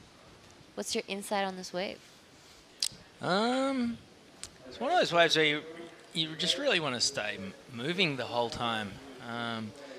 Yesterday afternoon, with a bit of south current, there was a lot of water moving around, and if you sat up on your board, you were straight away out of position. Here goes Yu Chi, open face carve. That was nicely done. Not done yet either. Putting the foot down, gets a little bit of speed, takes to the sky, and can't quite ride out of that aerial, but that was a very nicely put together wave by the surfer in green. Yeah, I'd just go out, you'd catch a lot of waves. You mentioned Italo earlier. This is the sort of wave where he would go absolutely crazy. He would catch 40 waves in a heat, be giving the judges migraines, as we see Nadawin going down on that rather outlandish forehand fin throw. 12 minutes to go. And yeah, it's also one of those waves you can often get some of your best waves just paddling back out. You know, as soon as you get out the back and you sit up on your board and drop anchor a little bit, you can drift out of position. People can paddle past you. You know, the peaks do shift around so much that there's no real sort of pecking order in the lineup when you're just sitting there free surfing. So yeah, just keep moving. Don't be afraid to sit up and spin on anything you see when you're paddling back out, because there's every chance it'll stand up and turn into a gem. Here goes Yu Chi on his backhand, gets the tail out, whips it around, can't quite cling onto that one. I want to know more about this dude. I'm trying to do a little Instagram stalk right now. Here goes Nadawin on his forehand. This is Boksaku on his forehand and just falls right after he does that finishing turn. But yeah, I also noticed that yesterday. If I sat out the back and waited, I would just drift away and not be able to catch anything. So it's easy to get distracted, especially seeing all your friends out there start having a chat and start talking about how much dumplings you've had. I think everyone's on the same boat. The dumplings are so good. Yeah. Even staying in the city, the night market are so lively and amazing. I love to see all the lights. This is our surfer in red, Tsung Ling Han, finishing off that 2-turn combo. This is the Taiwanese Italo. He's a great surfer too. Yeah. As we see a beautiful set approaching. It's exciting to watch. So we saw Rory McDonald in the last heat. He's sponsored by Daya. Now that's Mega Samadhi's brand, Yeah. based out of Bingen. This is our surfer in red. Nice turn. That's probably going to be his best wave of the heat. But yes, Daya is Mega Samadhi's brand. Mega is actually married to, if I'm not wrong, Rory's sister, older sister. And they're both living in Bali now. Recently got married. So I see them in Bingen all the time. Beautiful couple, and Mega is, as I said early, a really respected surfer in Bali. Won the Penang Cup a few times. Beautiful style. Always a great friend to have out in Bingen with that crowd. Oh, yeah. That's got to be one of the hardest waves in the world to get a set. Yeah, he's definitely helped me get a few. If you don't, there's no being friendly out there, really. It's just, it's like a zoo. All right, here goes Yu Chia Chi, staying very active. And he's found himself a left. This will bank back in towards the oncoming closeout. There's that section. Beautiful turn through, plenty of spray. And the upturned palms, that's almost a bit of a sort of no claim. What do you reckon? Oh, I agree. That was definitely a no claim. You hear the little crowd. He has his fans waiting on the beach. Here's the replay of that first turn, a carve, and this one I think is the money turn of this Big wave. Oh, there's that's definitely a claim. Yeah. I do think that will be the best wave of this heat, though.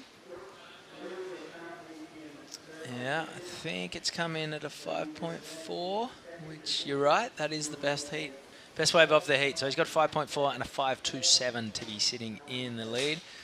Sum Ling Hang is sitting second, and Nadawin Poksakul from Thailand is chasing just under a 5. We see him waving his arms around, asking if Steve Robertson, the beach commentator, can give him a time check.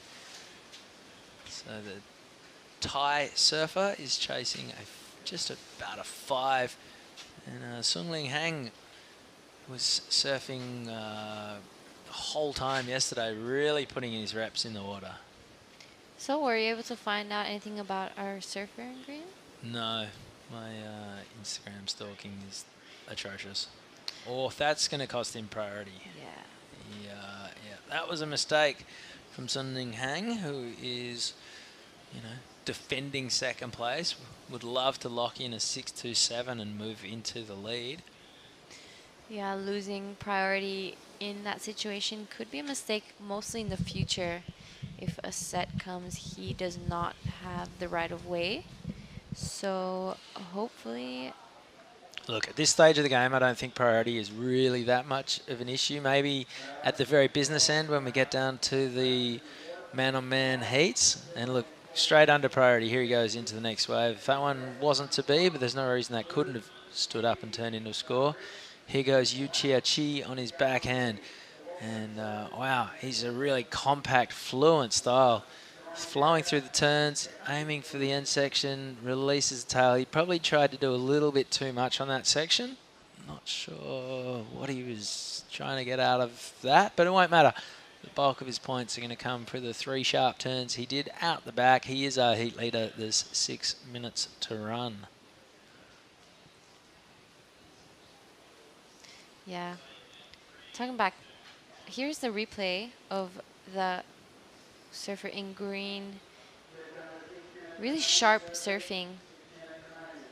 It really looks like he knows this wave well, keeping really, really busy. And I do agree he did try to do just too much. He should have just probably tapped it. Yeah, that wasn't the section for that, but anyway, that will come in at a 4.07, does not go into his top 2. And you're going to go and have a chat with the winner of this heat once Tippy is in the water in the next heat. So hopefully you can find out a little bit more about what makes Yu Chia Chi tick, if he can hang on to this one, of course. Sure, it'd also be nice to know a little bit about his background, where he's from. And what his favourite dumpling is. Oh. What's your favorite dumpling? I just love the dumpling soups. Just get me a hot and sour dumpling soup, and I'm good to go. I haven't had that one yet, actually. It's a whole meal. It's a bowl of dumplings with some veggies and whatnot around. It's so good. I've really been into the mochis as well. Yeah, Taitung City, we're about 45 minutes drive away. It's a spectacular coastal drive to get out here. Speed limits are really down on what you'd expect from the rest of the world, and they have speed cameras everywhere. So everywhere. They're strict messages sent out to all the staff reminding us just to, if you feel like you're driving the right speed, take another 10 k's off. It actually means you can chill out and enjoy the view a little bit more.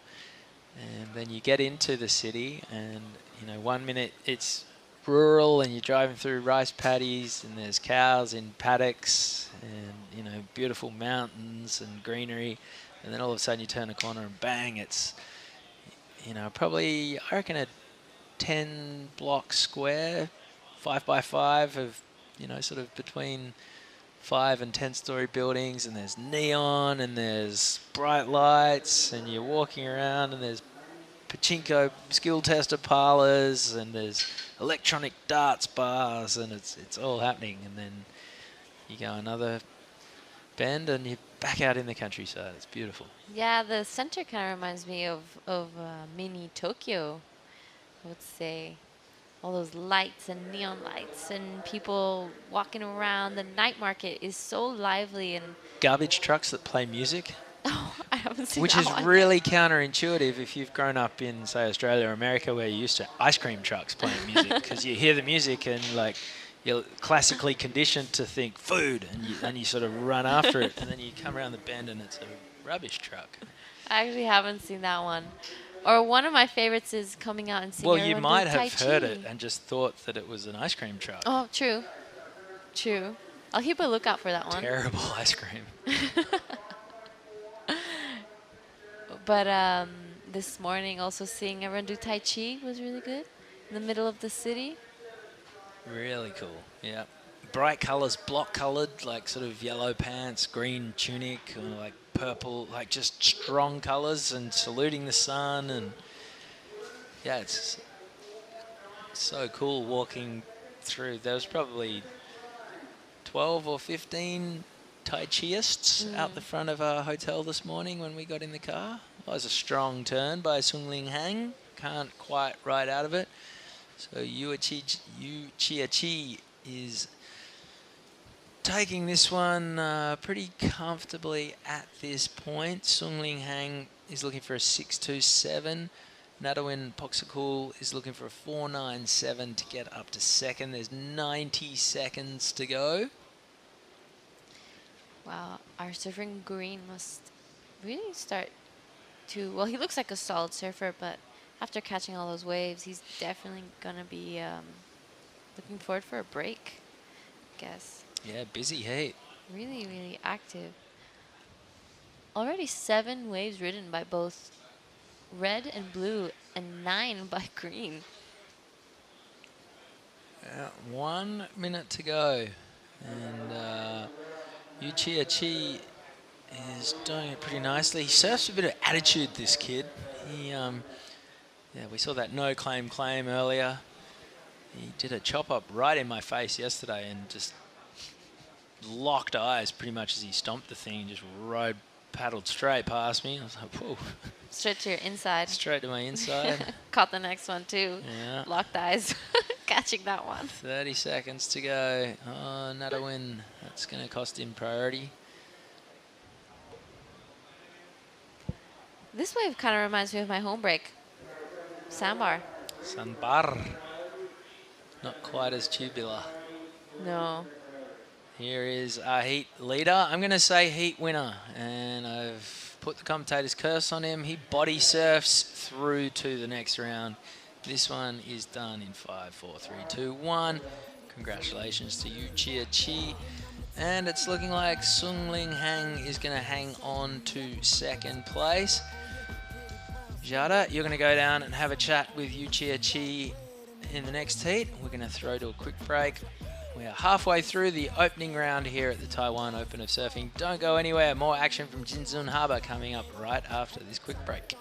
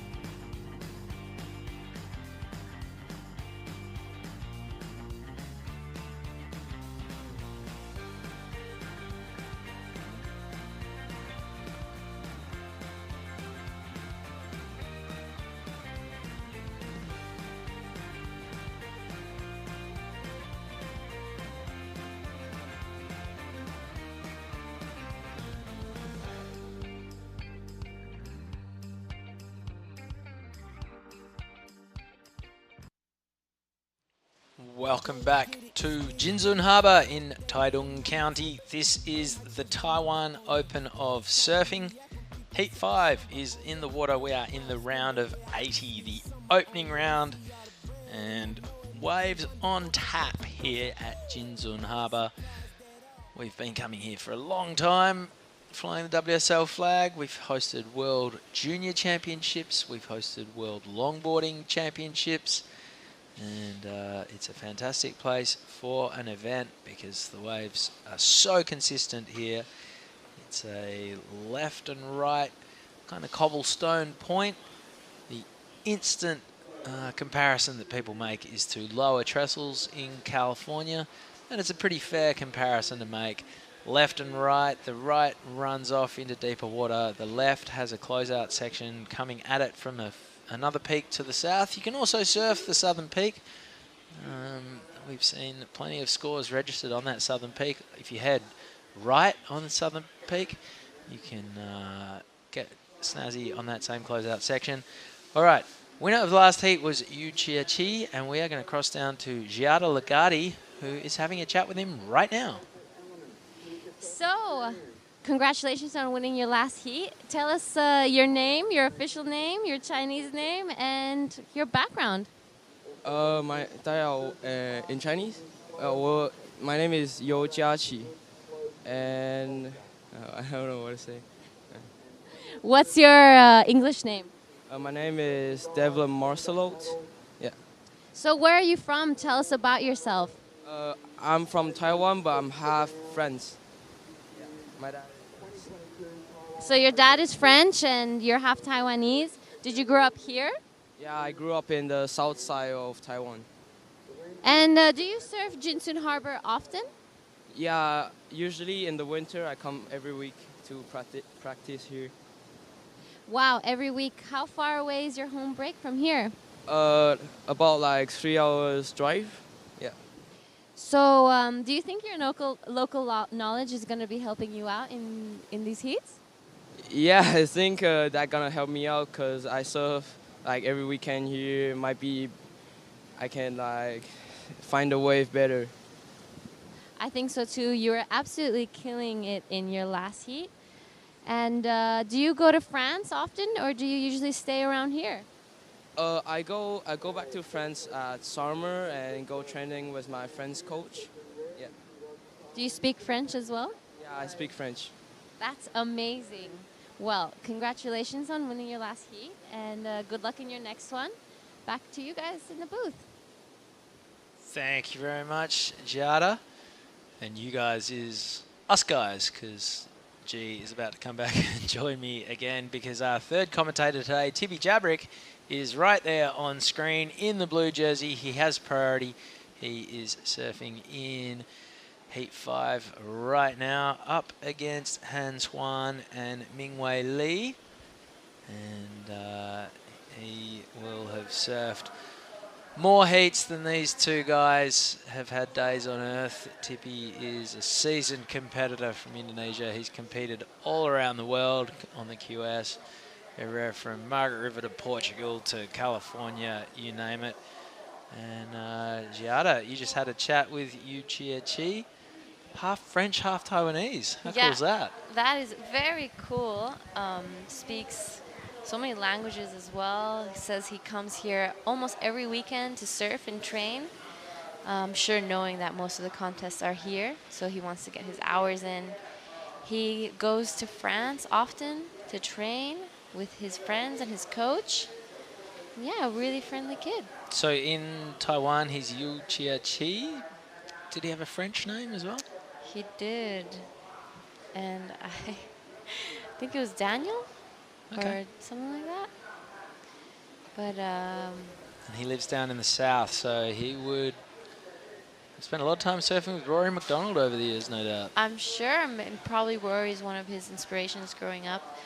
You know, Rory is known as one of the best short boarders in Taiwan. So he was always coming to Bali as well. Rory, I mean, to train.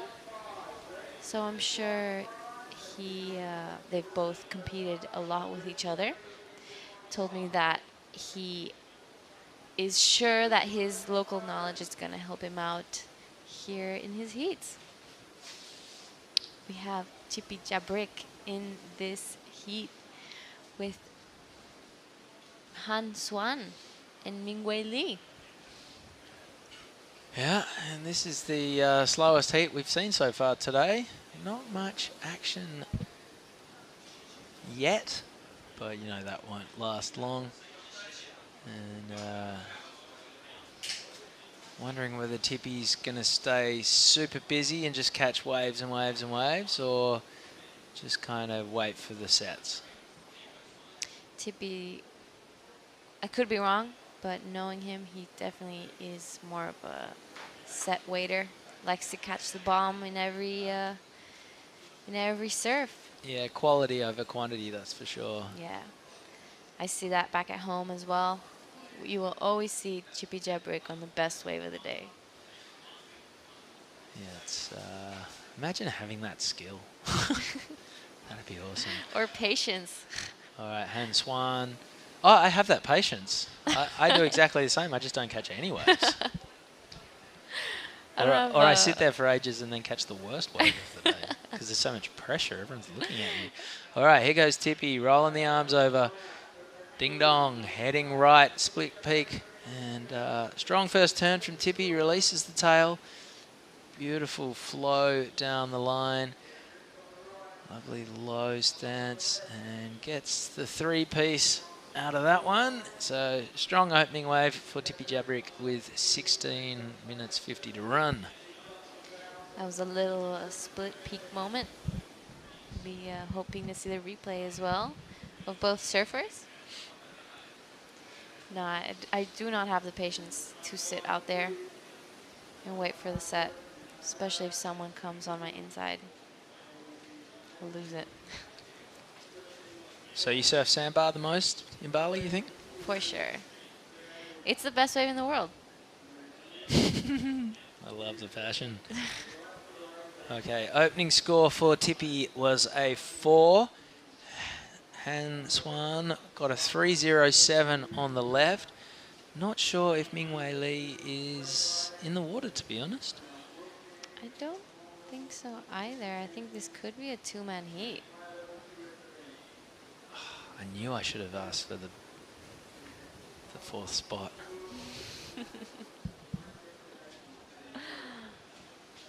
I bet it's very different surfing out there with such a little bit people out than it is with the whole QS. Yeah, it'd actually be, you'd have to be a little bit more selective rather than just getting whatever scraps are left on the table in front of you. All right, here goes Antoine. He's flying down the line. He's got a bit of speed up into the lip. A bit late on that second foam climb. And he goes down.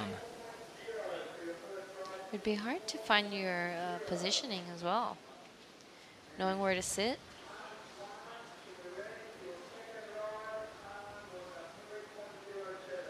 So the onshore is definitely in. We saw it this morning. It was pristine, not a drop out of place. You surfed this morning, didn't you? I did. I caught 2 waves. So glassy. It was so glassy, but I got literally attacked by jellyfish. Oh, no. And looking at all the other competitors, I wasn't the only one. There was people coming in with big blotches of red jellyfish bites. Yeah, right. I have not heard that in 3 years coming here. Really? Nope. I got one straight on my eyelid as well. It was pretty painful, actually. That is not ideal. It wasn't nice. But yeah, a few friends went out with full leggings just to not get bit. Okay, well, I've got the vest, so it might have to come out this afternoon. Because we are definitely surfing this afternoon. Oh, yeah. There's no doubt. There is no doubt. 14 minutes to run, and Han Swan has moved into the lead.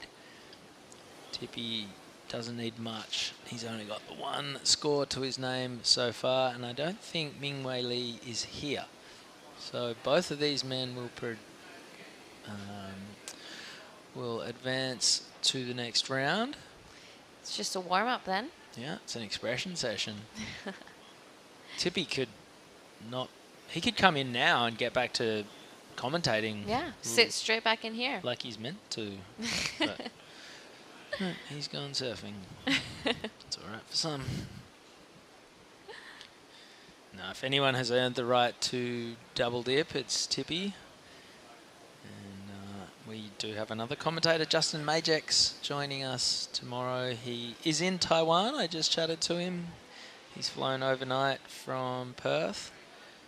And he's now about to jump on a domestic flight, make his way down here. And so there'll be 4 of us tomorrow. Imagining it'll be the women's round 1. Are you in round 1 or? Yep. Yep, round 1. So I'm doing a little bit of double dipping as well. Yeah. No worries. Sorry, Chris. That's fine. That's fine. Justin and I'll do the heavy lifting. That's cool. And yeah, very excited to have a good mate, Justin Majex, joining us. He was at the Surfing WA AGM yesterday. And the opening of their new facility on the beach at Trig Point in Perth, Western Australia. So a very legitimate excuse for missing the first day of the event. That's fine, Justin. We won't hold it against you. I'm not sure if there's a lull or it's just that because there's only 2 people out. They're getting a bit selective. Yeah. Getting fussy. Our surfer in red. This is Han Swan on his backhand. That was a lightning fast lip. Throws up a little rock and roll Rio. He is out of there. Tippy Jabrik looking at his second wave, and he's found a longer right. He'll be flying down the line. Oh. Big fan of spray. Releases the tail. I'm going to say that's the turn of the day so far. That was beautiful. For sure. Looking like a slightly longer board under Tippy's feet than what we've seen a lot of the lighter weight younger competitors riding so far. And the extra length looks good. Yeah, that first turn was so nice. Here's the replay of it. Builds up that speed and just hits it. Releases the tail. Goes for a second one. I'd love to see what they're going to score that. I'd love to see what Tim Hayne, the event photographer, has done with that, because so far, if that shot right there, bang, click, that's going on the press release. For sure. Such a beautiful style as well from Tippy Jabrik.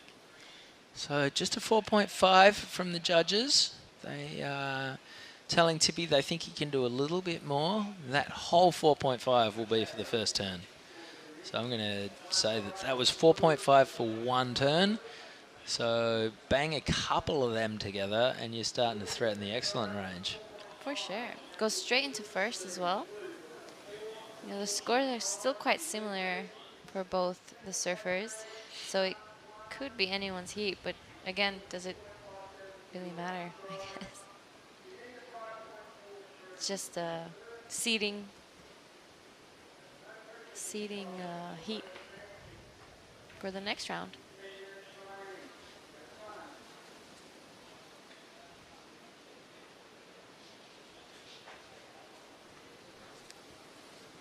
You could have definitely taken this third spot here. I could easily have come third in this heat. I feel confident in that. Okay, here goes Swan flying down the line, fluent surfing from the Taiwanese competitor. And he is out of there. That's going to be a decent score. 2 quick turns back to back. No downtime. Seamlessly from one turn to another. Unlike what I'm seeing from Han Swan. Under 10 minutes to run. Judges are really punching their scores in quickly. They're being very efficient here in Taiwan. A 3.1 straight into the system. Han Swan now chasing a 5.4. Here's the replay. Here's the replay of our surfer in red. Yes, and just finishing it off, just 2 foam climbs. Like you said, the judges know what they want and they know what they see, so everything's going in quite quick. Yeah, Ty Conahan is the head judge. He's come straight in from Sakurama from the Challenger Series. And Ty really communicates strongly with his team. The whole judging panel's been out surfing the whole time. A lot of the judges have been coming here for a long time. Tori Gilkison competed in the World Longboarding Championship when it was here. Todd Rosewall has competed in the QS here in the past. So all of our judges know the wave very well. And yeah, they know what good surfing looks like at Jinzun Harbour, and they throw their scores in straight away. And you look, there's never really much of a split. They're all pretty unanimous. As we see Han Swan going the carving 360. Can't ride out of that one, but that was a cool little bit of flair from the surfer in red. 8 minutes to run. Tippy Jabrick, just the 2 waves, so being very, very selective when really he doesn't need to be. But yeah, he just wants to get himself onto some good waves. He doesn't want to tire himself out for the rest of the week. Yeah, well, he's saving himself for a long run deep into the field. I don't know whether that's because he wants to win points and prize money or just get out of doing his actual job here, which is commentating, but either way. I don't know, I get an inkling feeling it could be option 2. Yeah. A little bit of column A, a little bit of column B.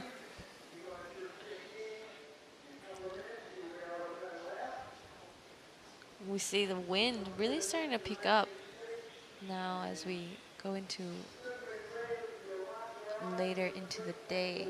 Time for Tippy to take to the skies, you think? Maybe, yeah. Maybe bring out the punt game. For sure. See what he's got up his sleeve.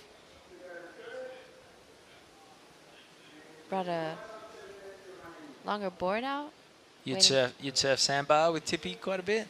Actually, I surf the right with Tippy, yeah, the river mouth. He goes to the river mouth a lot more. Yeah, I've never actually ever seen him surf sandbar in my life. He's got the river mouth routine down well too. He goes to the school drop-off, so he avoids peak hour and then rolls into gentleman's hours around 9, 10 o'clock. Oh, yeah. And you'd see me out there as well with the gentleman. Yeah, but your schedule is you just surf all day, every day, according to the Surfers of Bali Instagram account at least. I've actually had a local Taiwanese man come up to me today and be like, "You're from Surfers of Bali." I was like, "Yeah, that's me." I think you're the #1 team rider. Oh, for sure. They should put my face on the Instagram icon. Be the mascot. 6 minutes to go.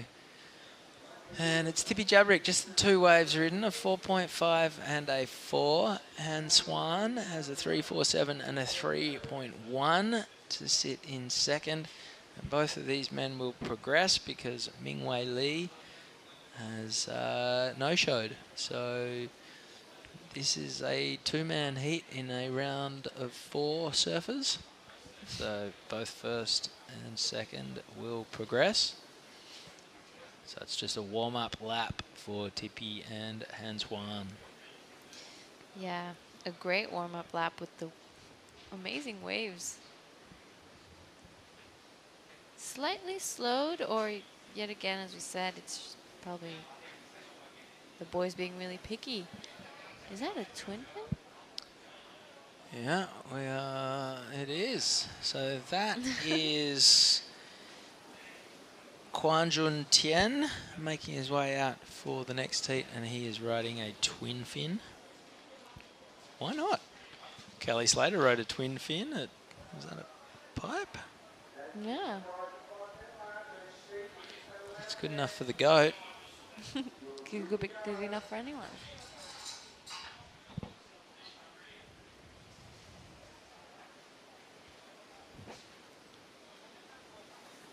Chippy Jab Brick, still just 2 waves ridden in 20 minutes.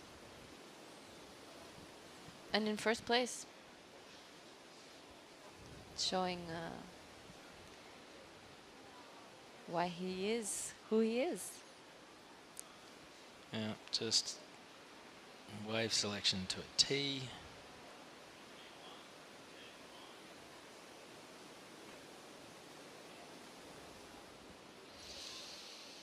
So who's in our next heat? Okay, up next, heat 6. It's Yiping Cheng is in red. Was Sarsai from Thailand. Our second Thai surfer for the day is in blue. Quan Jun Tien is in white, and Chen Yi is in green. Wow. I'm curious to know what the waves in Thailand are like. Yeah, well, we were talking to Tippy about it a little bit earlier because they did have an ASC event in Phuket a few months ago, and it looked like it was a great success. Food, culture, nightlife, entertainment.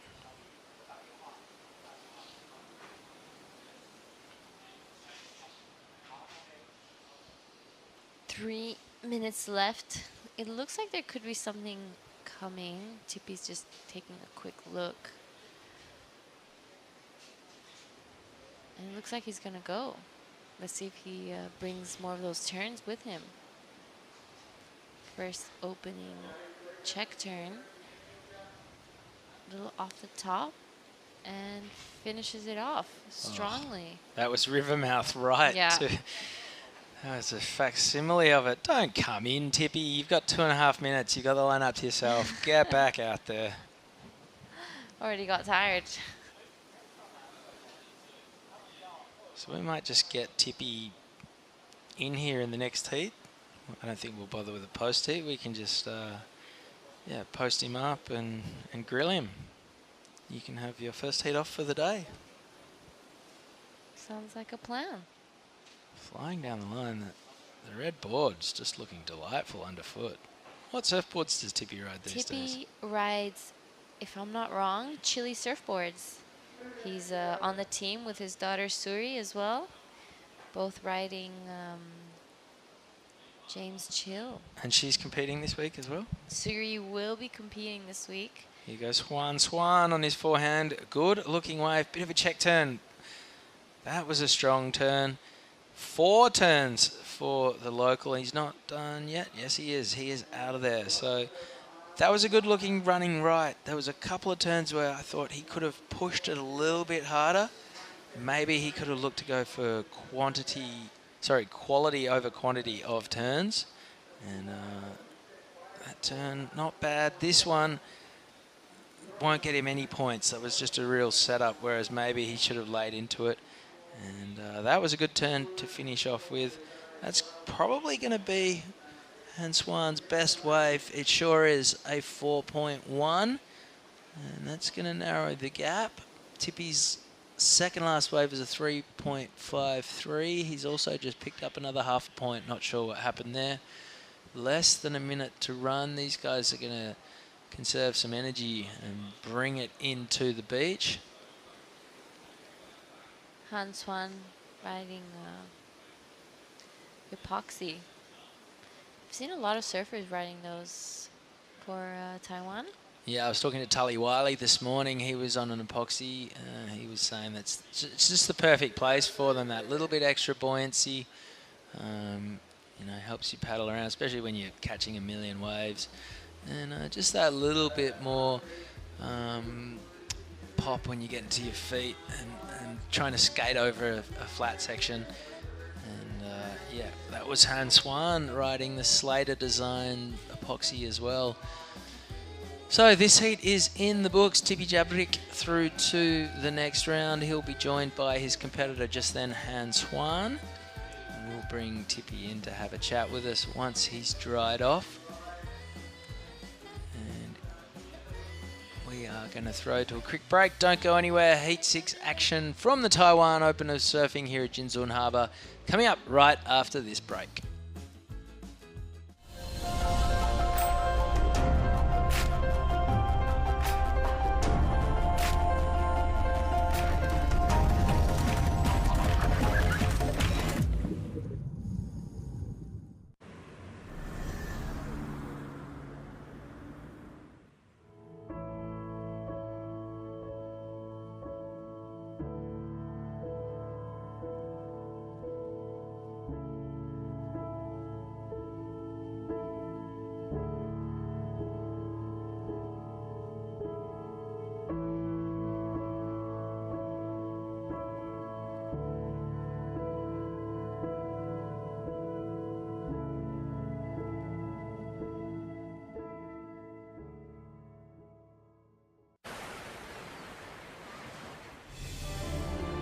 You want to embrace the true nature.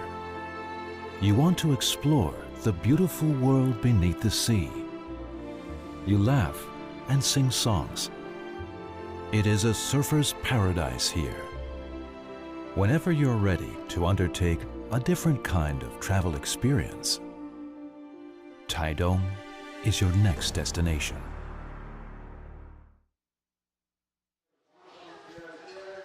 Hello and welcome back to Jinzun Harbour. This is Heat 6 in the round of 80. We just saw our co-commentator Tipi Jabrik take the win in the previous heat. Looking forward to having him in here after he's dried off to give us the most insightful commentary you can ever get from a competitor himself. In the water right now in red, Yiping Cheng is in red.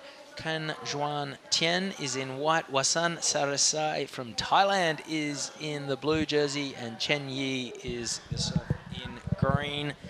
And we've got waves in for all four surfers so far.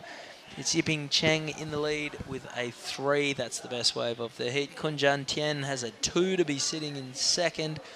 Wasan Sarasai is in third. Chen Yi is in fourth. He's a big lad, Chen Yi. He's the solid guy on screen now in green. Catching lots of waves yesterday in the free surfer. Might be a bit of a local enforcer. What do you reckon, Jada? Could be. I mean, I definitely don't want to mess with that guy. Especially out here. It's hard to know who, sometimes it's hard to know who's local and who's not. But I definitely saw a few of them catching some great waves out there.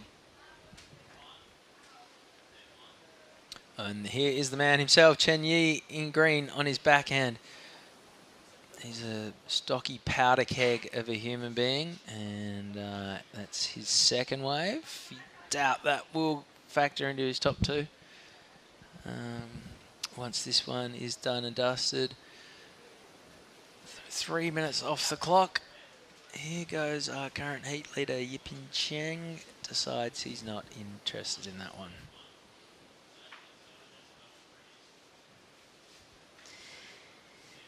Yeah, so we've definitely seen that wind pick up. I'm sure Tipi's going to tell you all about it, what it's like out there. All right, here goes Yiping Cheng. A little bit too deep. He's out of there. And then Quan Jun Tien.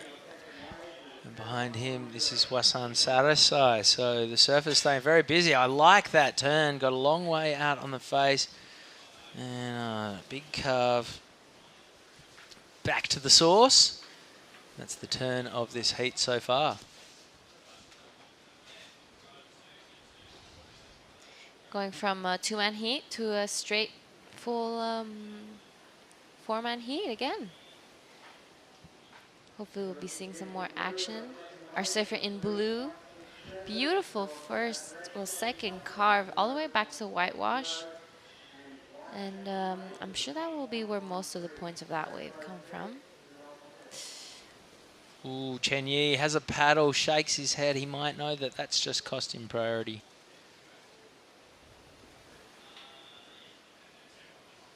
So I'm pretty excited to get back out there this afternoon. Yep, so the call's been made. It is just going to be this round. So we have 2 more heats after this one. And then it's dumplings and surfing for the rest of the day. And bao buns. How good. The dream here in Dream tour. Taitung County.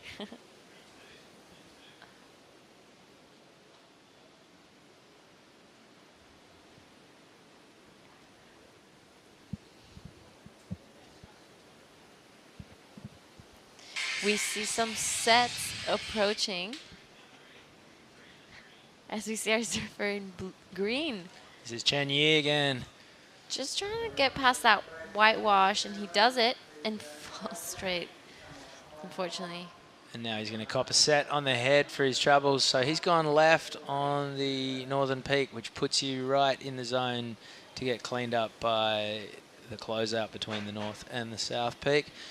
And we just saw Wasan Sarasai lock in a 367 for his previous wave. That's the high scoring wave of the heat so far. And then goes down on his most recent attempt. He's in the lead. Second is Yiping Chen. Chen Yi, the man in green, we just saw go down, is chasing a 141. And Quan Jun Tian is chasing a 1.51. There's 19 minutes to go. That was probably the biggest set I've seen all day. Oh, here goes Quan Jun Tian. This is the man on the twin fin, and he's got that style. Was that a little bit of a soul arch, a little bit of hands in the pockets action? For sure. The Almeric, I think that's the Almeric twin pin.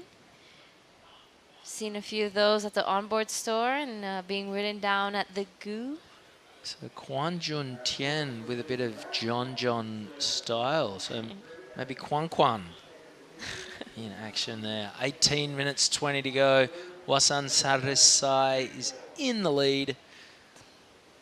Yiping Cheng has just gone down to second because Quan Jun Tian dropped in a 183. So minor scores all round. It's not much between first and fourth. 18 minutes to go.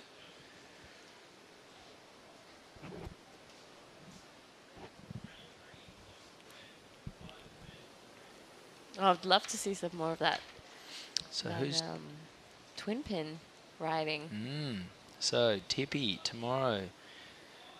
He will be coming up against Marlon Harrison, who's leading the ratings on the Australasian WSL qualifying series ratings. Shuji Nishi, who's an incredible surfer from Japan, and Bodie Williams. So that is one to look out for. Maybe we'll get Tippy in here now to give us an update on what conditions are like in the water. He's looking pretty fatigued. Good post-heat interview.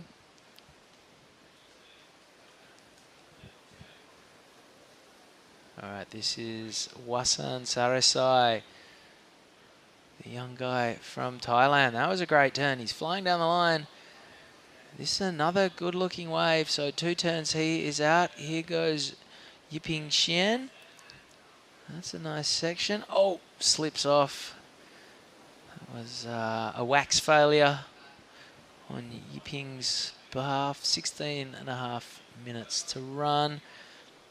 And the swell just keeps pouring into Jinzun Harbour. Here goes Chen Yi. He's on the southern left, not to be. He's just cost himself priority again. That's twice we've seen him paddle and miss while holding priority. So there's no priority at the moment regardless. So that means all 4 surfers are kind of out of position. All right, Quan Jun Chen has now moved back into the takeoff zone, picked up priority. Chen Yi is sitting with 2nd priority. We see surfer in green. Oh, sorry, white. Oh, our stylish surfer on the twin pin.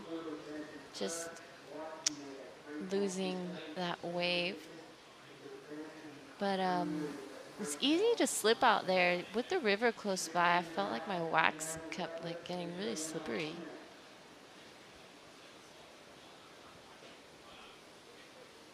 Gotta have some of that foo wax around. Yeah, I was in all sorts yesterday. My wax coming straight from obviously a lot colder water in Western Australia just was a gong show. I had to strip my boards and start again. It was there was nothing happening. It is so hot here in Taiwan.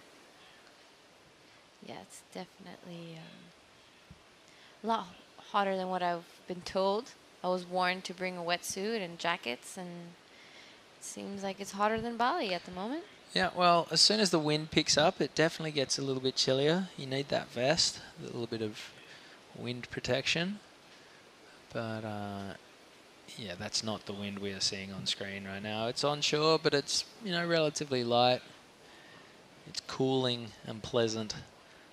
But the few years where we've had, you know, we've had to call days off because it's been too big here in Jinzun Harbour, you know, the wind's really been whipping up. We had a typhoon swell a couple of years ago. We moved to a left point about 20 minutes further up the coast.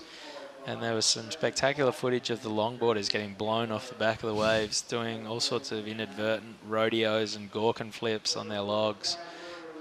Just, you know, because the wind was getting under their Malibus as they were paddling into waves. That's it's pretty crazy. Yeah, it was a great contest though. Yeah, it was 6 foot and firing on finals day. Honolulu Blomfield came from a long way back to strip Chloe Carmen of the world title. Everyone came here more or less assuming that Brazil's Chloe Carmen was going to win the women's longboarding title, and on finals day, Honolulu Blomfield flipped the script and claimed her 2nd title.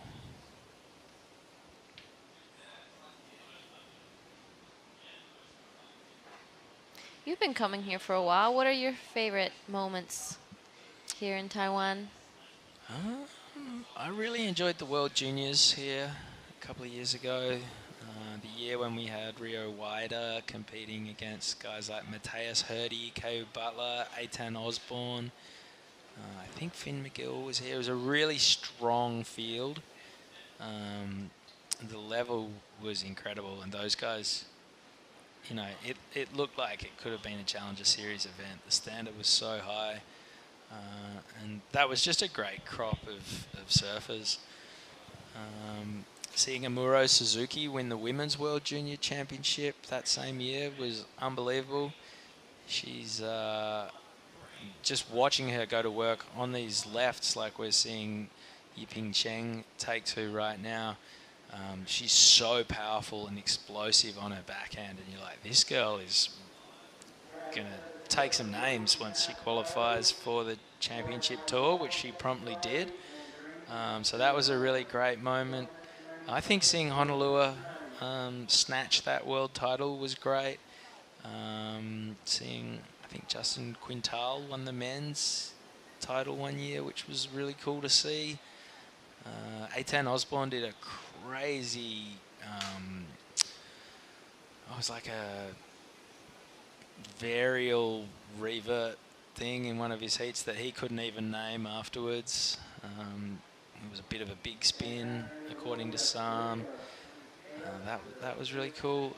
Seeing Coley Vast and Rio Wider get here and just surf all day, every day was incredible. I'd never heard of this little French Tahitian kid called Coley, and he was all over this this wave, just surfing all day long, doing these incredible airs. I was like, oh yeah, this kid's going to be pretty handy. I didn't realise that he was also the man when Chopes is like 20 foot. And yeah, he was here with a big crew of Tahitians, guys like Minimai Bray was great. So yeah, there's been plenty of highlights. All sorts of great surfers have competed in this event. Seeing Marco Giorgi win, flying the flag for the South Americans, that was great. When it was a QS 3000. Yeah, plenty of highlights. And just how happy all the surfers are to be here. Everyone turns up a bit like you did, you know, not expecting what this place is. Yeah, for sure. I'm still blown away. I've been here for 3 days and I can't get over the views and the waves. It's been so good. But yeah, getting back to Cowley, he just came off second place in the CT in Chopu. Amazing surfer, really all rounded, and he's so humble and kind. His sister, younger sister, Eileen as well. Great surfer. I saw her charging as well a few times out at Chopu, some posts. And Marco, haven't seen him in a while. Haven't heard that name in a while. From Uruguay, our neighboring country. Yeah, he was thrilled to take the win. One of those guys who's been around the QS for a long, long time. He's had a couple of big wins along the way, but that one was his first in a while and really meant a lot. He was thrilled to take it out. Is he still competing? I'm not sure if I've seen him around lately. I don't know. It's hard to say because the last couple of years have been so all over the place that, you know, it's easy. People have gone off and done different things, or, you know, maybe waiting till sort of now to really kickstart their campaigns again. So not sure. Yeah. It's hard with the region separating. There's a lot of people we don't see so much anymore, but it's actually just they're staying in their region. Okay, 9 minutes to run, and it is Wasan Sarisai flying the flag for Thailand, who is in the lead with a 367 and a 357. Yiping Chen has a 3 and a 227 to hold on to second place currently. Quan Jun Tien on his twin fin is sitting in third. And Jen Yi is looking for a 3 to move up to second. Here goes Yiping Chang hard off the bottom, and unfortunately gets into a little bit of trouble when he meets the lip, and he goes down. 8 minutes to run. This has been a little bit of a slower heat. Must be a change of tide, maybe? Yeah, well, it was a 9 o'clock-ish high tide this morning. It's now coming up to 11 o'clock local time, so the tide is running out, which shouldn't affect things too much. Here we see a set. Maybe I spoke too soon. So this is your man, Quan Jun Tien on the twin fin, styling down the line. Oh, he's definitely got the stees. And he is out of there. Looking for a 3.27. I'm kind of hoping he gets it. I'd like to see him compete out here again.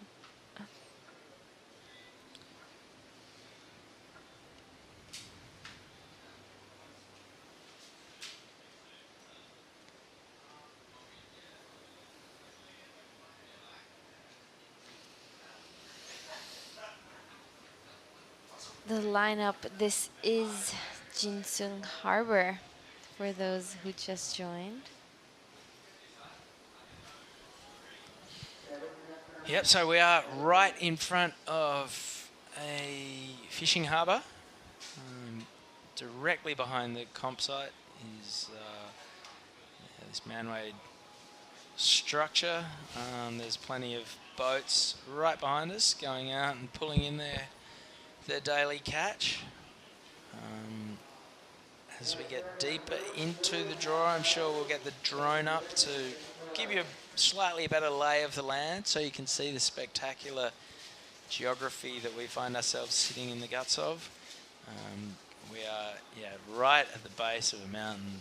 From sea level to the top of the closest mountain, probably, is a kilometre up for 200 metres across. Like the roads just cling onto the sides of the mountains. We wind around them to get here. We're about 40 minutes north of Taitung City. And there's big triathlon scene, I believe. We've seen lots of people riding bikes. There are bike paths along the sides of all of the main roads. There's lots of guys in Lycra whizzing up and down. And did you see the photographers the last few days while you've been surfing? I have. There's a whole section of paparazzis, pretty much. They're all clumped together right at the corner of the campsite. It's a funny thing. When you walk out and walk past them, all of them ask for photos, and I even had a little photo shoot with one of them. Yeah, So I it was imagine you good. would have really struggled with that, hey? I mean, obviously, as the Having a face great time. As the face of the Surfers of Bali Instagram account, you're used to this kind of paparazzi stuff. But for the rest of us, you walk down, and photography is a massive hobby for a lot of people in this part of the world. A lot of nature photography, the geography and the landscapes are obviously spectacular, and there's lots of bird life and sea life. And generally, year-round, the local photography community are off in the forests taking photos of birds and local flora and fauna.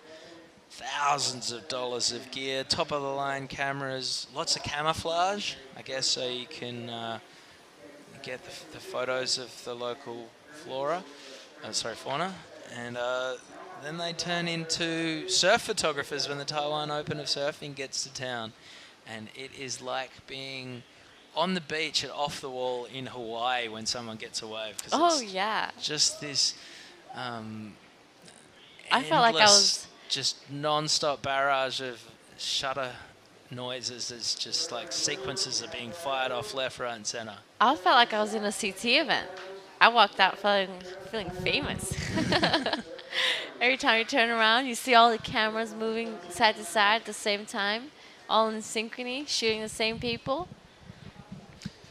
Yeah, I wonder where those photos go, because like I surfed for almost 5 hours yesterday.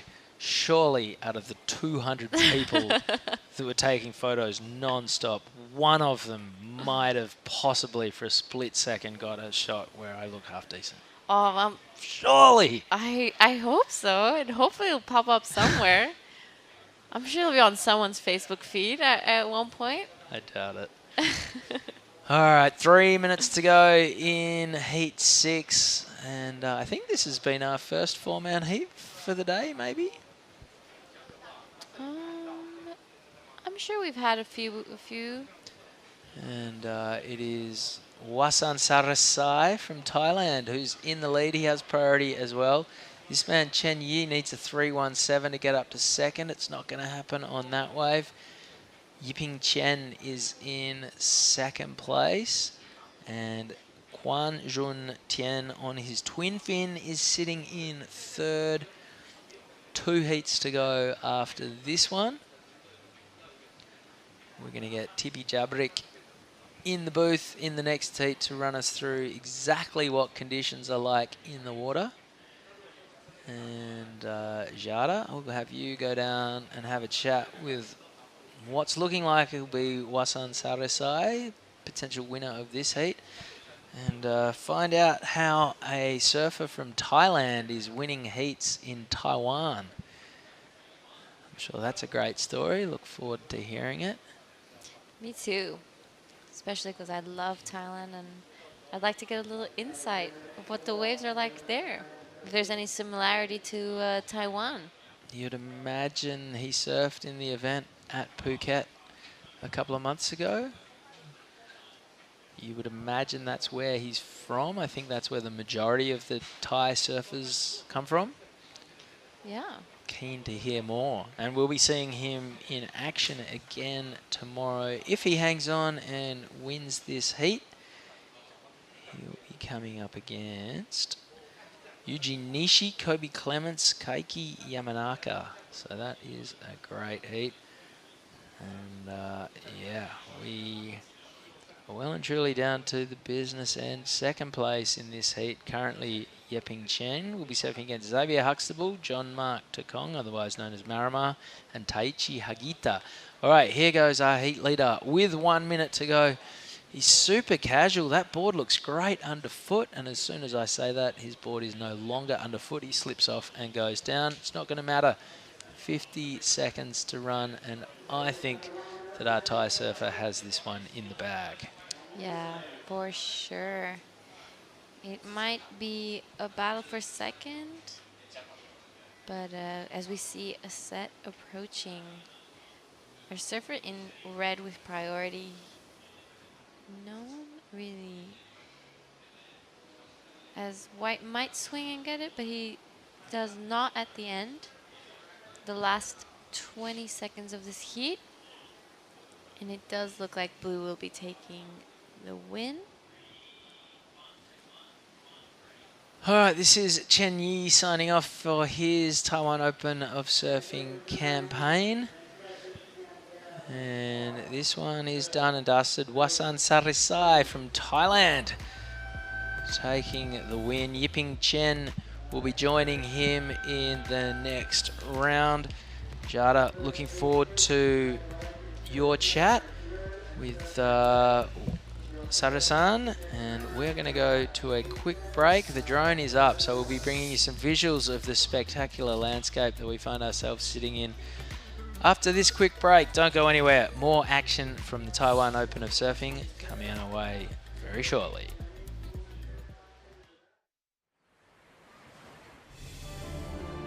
You want to embrace the true nature.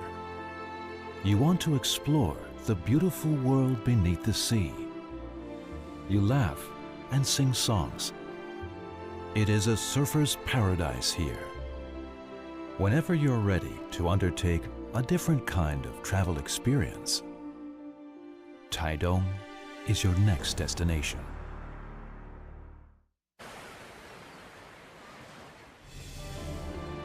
You want to embrace the true nature.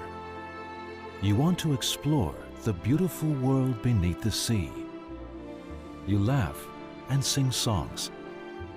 It is a surfer's paradise here. Whenever you're ready to undertake a different kind of travel experience, Taitung is your next destination.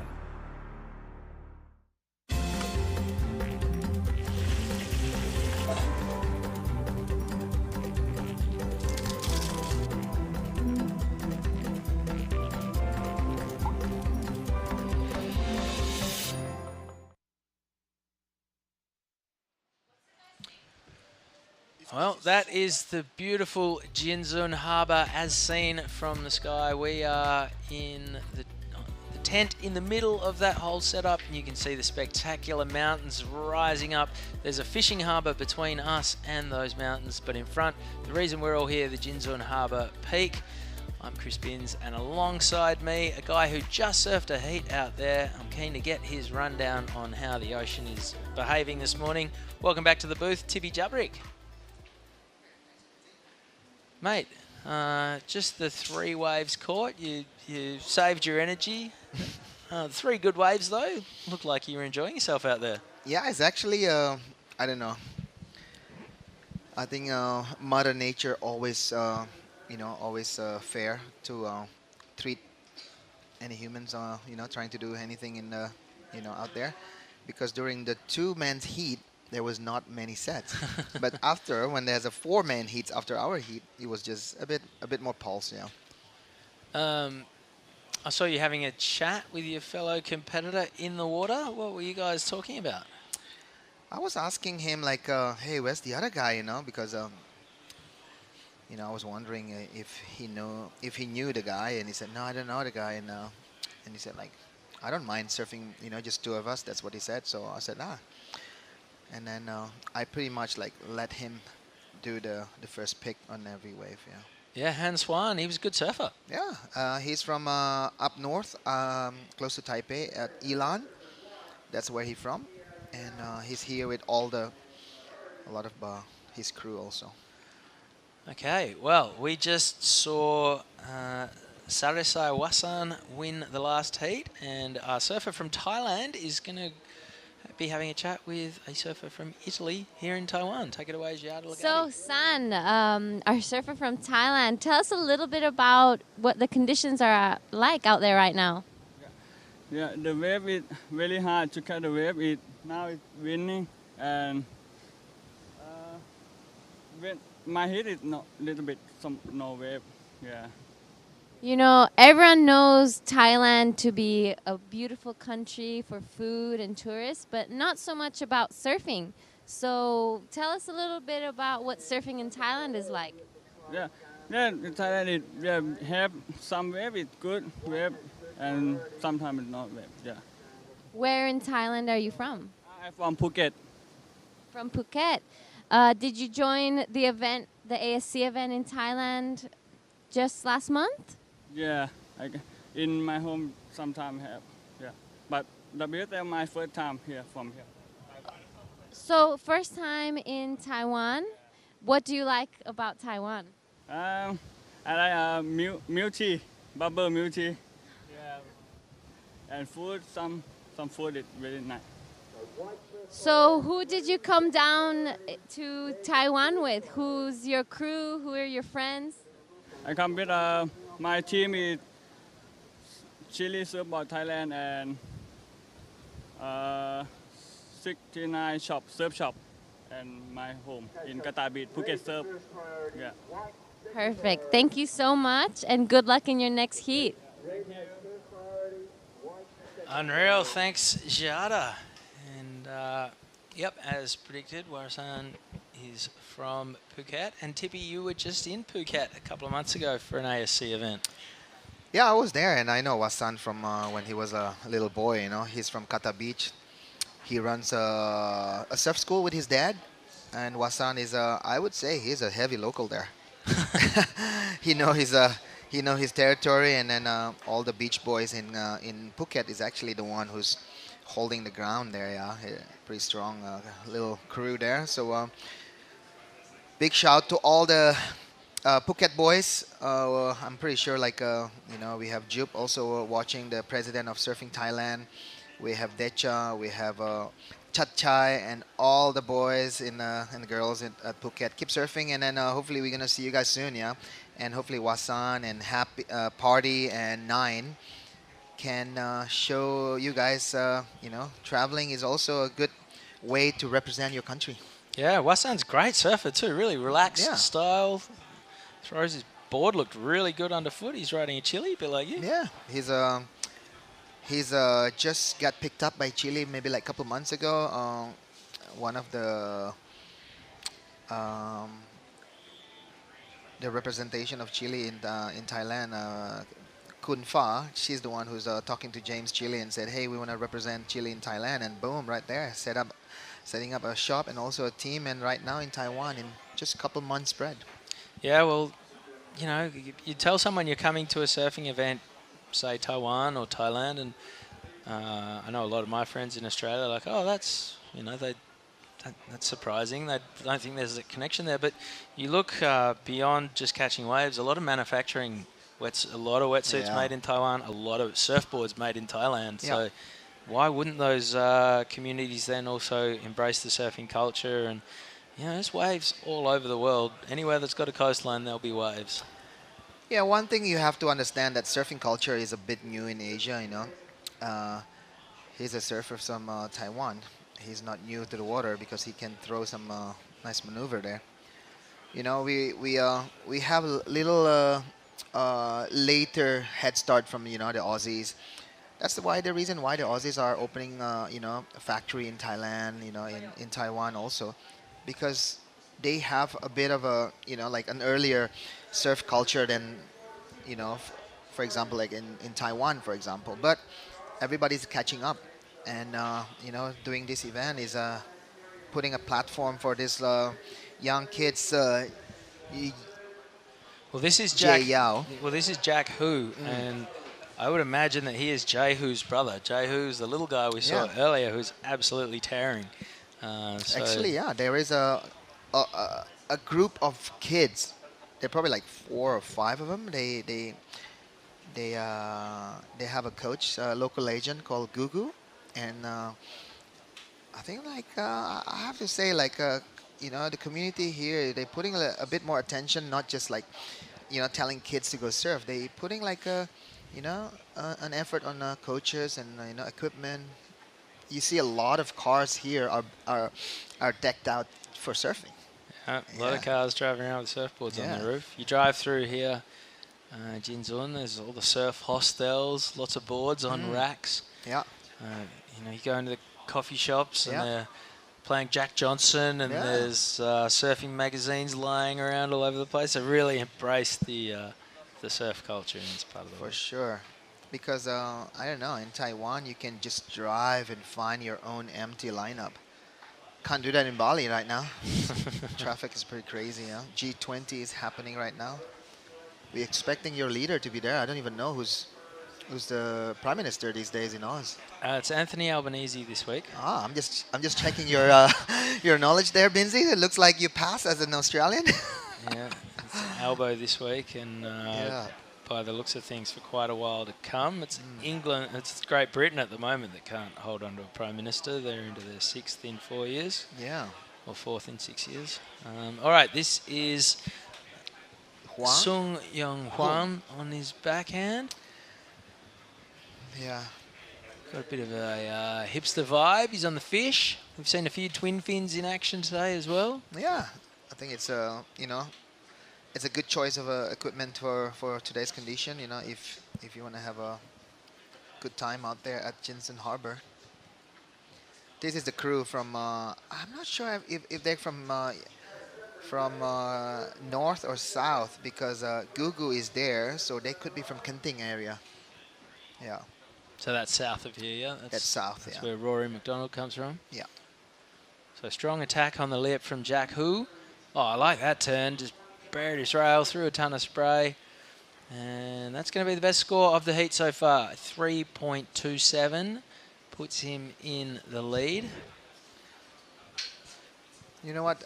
For a young surfer like, you know, Hu, to have a QS happening on his hometown, it's amazing. You know, back in the days in Bali, or even like where all over Asia, it's almost like a dream to compete on a QS level, and then you have to fly. The closest is Australia, and for us it's super foreign place. You know, like they have different food, different climate. Yeah, sometimes you have to wear a wetsuit, and it's just a bigger effort back in the days than compared to now. You competed on the QS back in the day. Oh, so we see Chiao Liao. This is a good looking wave. Inside right, working it through to the inside, and he's done. He's going to cop the rest of the set on the head. Where were some of the QSs you competed in over the years? A lot of places, yeah. A lot of time in Oz. I spent a lot of time in Japan, you know, because that's the closest place from Indo. We have a lot of Japanese sponsors back in the days. I was sponsored by this surfboards company called CHP, Warrior wetsuits, and a couple surf shop also back in the day. So we go a lot to Japan. I compete in trestles also one time, and I have a heat with Christian Fletcher. No way. Yeah. And guess what? I beat him that time, and I was on the judge in the beach marshal, putting back my jersey, and he said, "Who is that Indo guy?" Like I was like, that was me. I was next to him, and I was like, "Oh, good job, buddy." Yeah, I was like 19 or 21 that time. Oh, amazing. Yeah. Did you compete in Europe at all? Europe.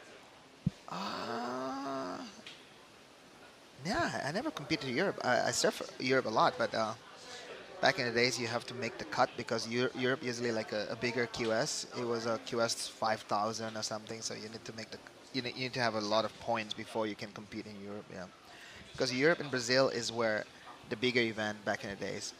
That's how you see, like, you know, guys like Bo Emerton back in the days. qualified from Europe and Brazil. Here goes Jack Hu again. That was a great turn. Up into the lip, cracks it again. He's not done yet. Really lively surfer, staying very busy on this wave, and he was happy with that. Behind him, Sung Yu Hung is flying down the line. He's got the long hair, he's got the fish, he's got the stees, and he's currently sitting in second position, so it's also not safe because surfer in white, Liao, only looking for a 243. 243 is like, could be like a 2 turns, 1 turns. All right, run us through this replay of Jack Hu. Yeah, I have to say this wave is a bit more better for Hu because he's attacking the lips, the top of the lip a bit more than his couple previous wave. And let's see, what was the score? It's a 393, almost hitting the four mark. So 393. Couple judges giving it a 4, and maybe a couple judges giving a 3.5. That's the reason why it's a 393. So Hu comfortably sitting in the first position with a 393 and a 327. Just a little under 11 minutes to go. We're only going to have one more hit, Binzi, and after that, it looks like we're going to hit the town and hit more of those food market. More stinky tofu, that's for sure. I don't know what they call them. It's not that bad, actually. Have you tried them? I have. It's pretty good. Yeah, and that's not a derogatory term, calling it stinky tofu. The local call them a stinky tofu. Yeah, that's what it says on the menu. Yeah, so it's not an insulting or anything. It's just called stinky tofu. But trust me, it tastes really good. Yeah, there's a few local delicacies. Sugar apples have been popular. There's a few steam bun shops around that are pretty good. There's an oyster noodle bar that's opened up just down. We've been eyeing on it. Yeah, it's new since the last time we were here in Taitung. I'm pretty keen to get into that one. Yep. What else? What else is on offer here? Oh, there's just a million dumpling bars. Oh, dumpling. Lots of soups and noodles and fried rice. The banquet last night here at the opening party was unbelievable. The chicken, the pork, it was really great. If you go to Indo, you cannot miss the nasi goreng, or if you go to Thailand, the pad thai. But I think Taiwan, they have. I have to say the dumpling is like one of the top list of food reason why you need to come here and try the dumpling. Yeah. The fact it has an emoji, that tells you all you need to know. Oh. and that emoji has quickly made it into the top emojis in my phone at the moment because I'm obviously punching it in quite a bit. So every question that people ask you, you just send a dumpling emoji. That's the answer to everything. Yeah. How are you, dumpling? Yeah, turning into a dumpling. Yeah, I miss you, dumpling. So just dumpling conversation. All right, last score for Jack Hu was a 393, extends his lead. Last score for Sung Yu Huang was a 2.13, that's his best. And Chia Liao is looking for a 2.76. Here goes Jack Hu. He's a bit late to the party on this one and throws his arms up in dismay, anguish, upset with himself, but nothing to worry about. So Jack Hu and Jay Hu, two of the revelations today. That little guy, Jay Hu, what an incredible surfer he is. We saw two surfers from Thailand. We saw Chia Chi Yu, he was the surfer in the heat before you, Tippy. He's half French, half Taiwanese. Really polished performer. Oh, he made the heat, yeah? Yep. Oh, nice. Won the heat in front of you. Oh, yeah, he's a goofy footer in green. Yeah. He got a couple good ones. I saw that one. Doesn't mind throwing down a chop hop. He lives 3 hours away from here, but... That's Gugu wearing a white hat, looking at us right now. See? He's even like pointing finger at us. What up? Directing a bit of traffic. Yeah, see? He's happy. Yeah, Gugu. He's a local legend. Yeah, the surf community is thriving here in Taiwan, and with the likes of the Hu brothers in action, it's only going to get better. Oh, for sure. And there's the fantastic visual. So, very end of that point is Taitung City. That's about a 40-minute drive, but it's a beautiful 40 minutes winding its way around the mountainous landscape.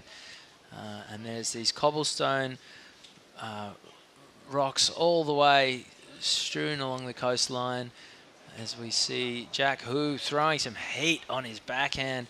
Got plenty of speed. He'll find the open face again. He'll have that left coming, right coming towards him, and cracks it, and the crowd goes wild. Nice. Great scenes here at Jinzun Harbour, and now here goes Sung Hyu Hung on the wave behind. That was strong performance from Jack. Yeah, it's going to be the best wave of the heat so far, especially if it was judged by the crowd, because that's the loudest we've heard them since Jack Hu's brother Jay surfed about 4 heats ago. Yeah. And looking forward to seeing a replay of this full wave, because we kind of missed the start of it. Talk us through it, Tippy. Yeah, looks like he's more comfortable with his backside here. As you can see here, there's another section waiting for him. Look at this one. Boom! Right there. 2 big maneuver. And the stand tall, if you don't mind. Yeah, it was it's a kind of a statement to the judge, like, hey, I'm happy. What about you guys? So a 4.5, the best wave of the heat, and that puts him more comfortably out in the lead with just over 5 minutes to run. So Tippy, you're going to go and have a chat with Jack after. Oh, sorry, Giada is going to go and have a chat with Jack. So looking forward to seeing what she can get out of him, because he and his brother have been outstanding. Yeah, just 2 of the standout surfers today, and Taiwanese surfing looks like the future is bright with these guys in charge. And there's that's where we are once again. It's yeah, what's it like sitting out there in a heat with just one other guy looking back at that landscape? Yeah, I have to say the backdrop is amazing, It's remind us like a little bit of a Jurassic Park, like you see all those big mountains and look at this set right now. The locals said like the best time to surf here is actually on the on the incoming tide and outgoing tide, and not when it's low, and then not when it's too high. So everything is just have a good balance. Yeah, you're never gonna get tired watching at that view right there. A bit of a cloud on the top of the hill there. It's not even a hill; it's a mountain. It's huge. Yeah, shades of Tahiti. Yeah. Very similar backdrop to when you're sitting out at Chopu. I never been. Slightly less intimidating wave. Yeah, I never been to Tahiti, but I've seen some photos and it looks similar. The thing about Tahiti is you're looking at that landscape, but then you look down and the water is just this vivid blue. Yeah, and to your left, 6 feet away, you can see this super sharp, shallow reef. And then to your right, you can't see the bottom. Like, it gets so deep so quickly. Extreme contrast, yeah. Yeah, and it's a bit of it plays tricks on your mind. If you go snorkeling or, you put a mask on and you can't see the bottom, it just, your whole vision becomes this aquamarine color. I know, yeah. And there's no depth. There's nothing to, you put your hands out in front of your face and you're like, oh, it's crazy. That's the reason why we don't live there, and there's a stronger creatures live under there. Well, it just, and that's the reason the waves are so incredibly intense. They go from this deep water to all of a sudden hitting these volcanoes that are just little spikes basically in the middle of all this ocean, vast expanse of ocean, and they cause these crazy waves. All right, 3 minutes to go. Last score for Jack Hu was a 4.5. He's still in the lead. Sung Yu Hung is in second. Chia Liao needs to get a bit busier. Hasn't done much so far. Just a couple of minor scores for the surf in white. 2.5 minutes to go. Yeah, I think he been like chasing the wrong wave there, surfing in white, because as you can see, a 1.2 and a 0.8 looks like it's a lot of closeout on that one. So if Jack Hu can hang on, he'll be coming up against Onianwa, Jamie Thompson and Manojo Yahagi. So we could have a heat with an Indonesian, an Aussie, a Japanese and a Taiwanese in it. That'd be cool. Every heat will have an Aussie and also a Japanese. Yeah. Yeah. Yep. With the co-sanctioned event, that's how it's going to work. But it's a Swedish surfer who's leading the Asian rankings at the moment. He's representing Swedish, but inside himself, I would say he's going to call himself from Canggu, yeah. He's also Brazilian. He never lived in Brazil, though, yeah? No. No. So we're talking about Kian Martin, if you just tuned in, who's winning the Asian rankings at the moment. He grew up in Canggu, Bali. He's got a Brazilian father, a Swedish mother. He surfs for Sweden. He's an incredible talent. He just was one of the surfers on Billabong's latest movie that just got released, Interlusion. I had a good chat with Kian yesterday because he was on a boat trip with Joel Parkinson, Creed McTaggart, Eitan Osborne. Yeah. Some real heavy hitters. Yeah. And, you know, obviously for a guy like Kian, who's grown up in Canggu, Bali, to find himself on a boat trip alongside 2012 world champion Joel Parkinson, you know, that's a huge feather in his cap. And he did not look out of place. He looked like he belonged on that trip. Yeah, Kian is a really good guy, super humble. He always say hello, you know. Never, you know, he would never drop a hello without a big smile. I don't know, just... I'd be smiling too if I was a pro surfer from Sweden. I reckon that's pretty cool. You see that dog just run past with a helmet on? I know, yeah. So I don't know, like if he representing Brazil, it'll be harder task for him, you know, because you know those three top guys will not go anywhere for the next 10 years, maybe 5, yeah.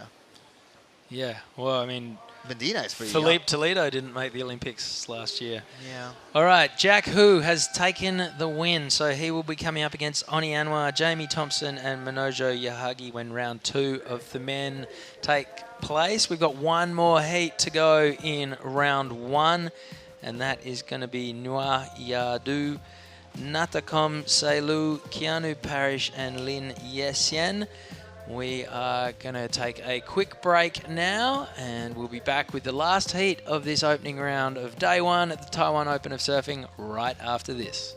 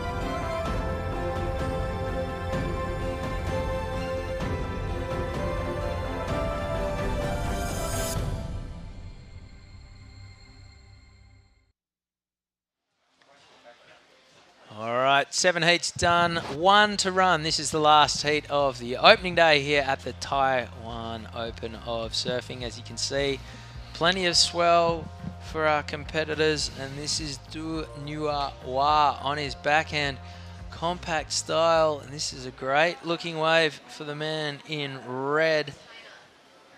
He is out of there, first points on the board. Wow, nice opening right there. Finding that left there for surfing red. No, yeah.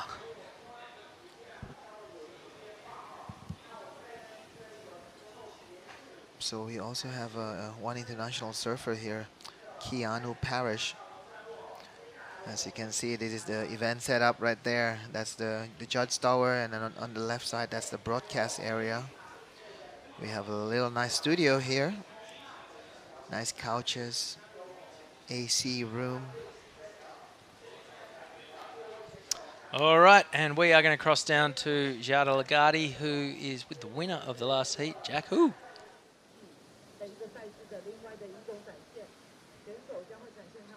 So, Jack, you and your younger brother seem to be local favorites here. Tell us a little bit about your background, where you grew up, and where you guys came from. Oh, I live in the other side of Taiwan, Tainan City, and I started surfing pretty late, like 12, and then I started catching up around this year. Yeah. So, is this your first time competing in a QS event, or have you competed before? This summer I was about to compete in the QS 1000, but unfortunately I didn't got in because there was a wild card. Yeah. So, you and your brother, do you guys train together? And what is your local home break? Me and my brother, we train with the local professional surfing team, the Yagel surf team, and we surf at Yuguangdao. It's the other side. Are you still in high school? Yeah, it's the first year. I'm currently in 9th grade. Do you surf here often? Yeah, we train every week before the competition over here and try to get like the best skills and up. Yeah. All right, perfect. Congratulations and good luck for your next heat. Back to you guys. Thank you very much, Giada.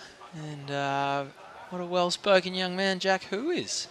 I have to say, he's pretty impressive, his English, you know, like a lot of the local guys here, they are, you know, some of them can speak English, and some of them like really, sometimes they talk back in Chinese. So I have to say, Jack, he could be a good product, you know, to be surf, you know, outside more of a Taiwan, maybe come to Philippines or Indonesia. Jack will do good.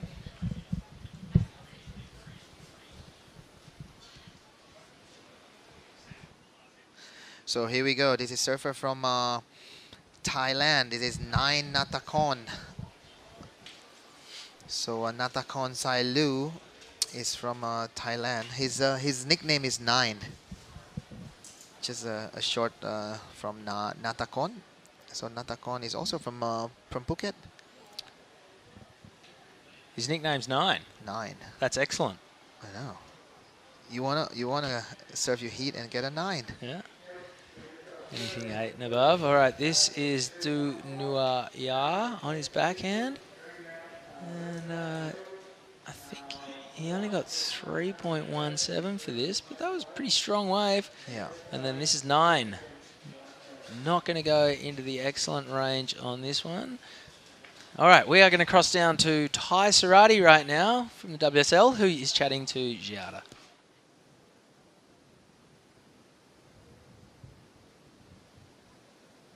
I'm here with Ty, and he's going to be updating us with today's call. Thanks, Giada. Yeah, today this heat in the water will be the last heat of the day.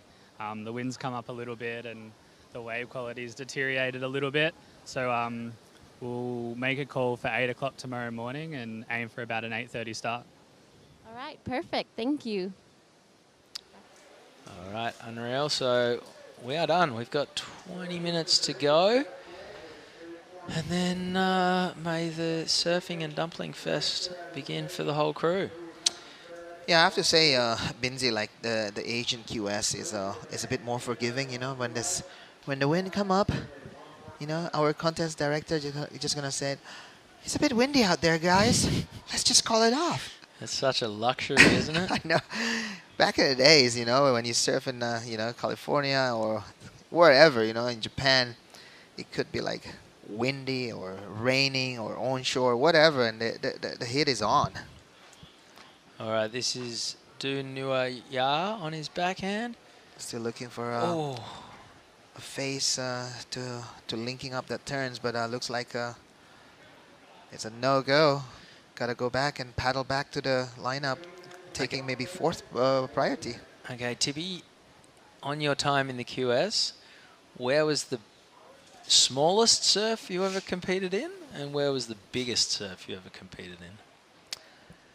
I have to say I've been surfing like really small wave in Japan. It was like I think there's on the rule book you cannot surf, you know, like smaller than 30 centimeters. I don't know if it's still in the rule book or something, but 30 centimeters, I don't know, it's just above your ankle. And like, you know, surfing against the Japanese, they know to surf that wave, you know, and we have no chance. And you know, every time we go to Japan, we always kind of like praying there's gonna be like a typhoon hitting before the competition. And I have to say the biggest comp that I ever have was Margaret River. It was the event 1999. First heat was 12 foot onshore, and we have to paddle out. And you know what? I think our heat, there's only one or two guys caught a wave. It was that big. It was huge, and I only came with I don't know, 6'1". Jake Pato probably like have like an 8-0 out there that day. Yeah, back in the heyday when Margaret's was a qualifying series event, a lot of the local shapers would make a lot of money when that event was on because people last minute would be scrambling to try and find 7 foot plus surfboards. I remember there was a... AB is a big one there, yeah? Have you heard that brand, AB? Albine, yeah. Absolutely, yeah. Chris Chapman, who's up from Yallingup, yeah. He provided a lot of boards.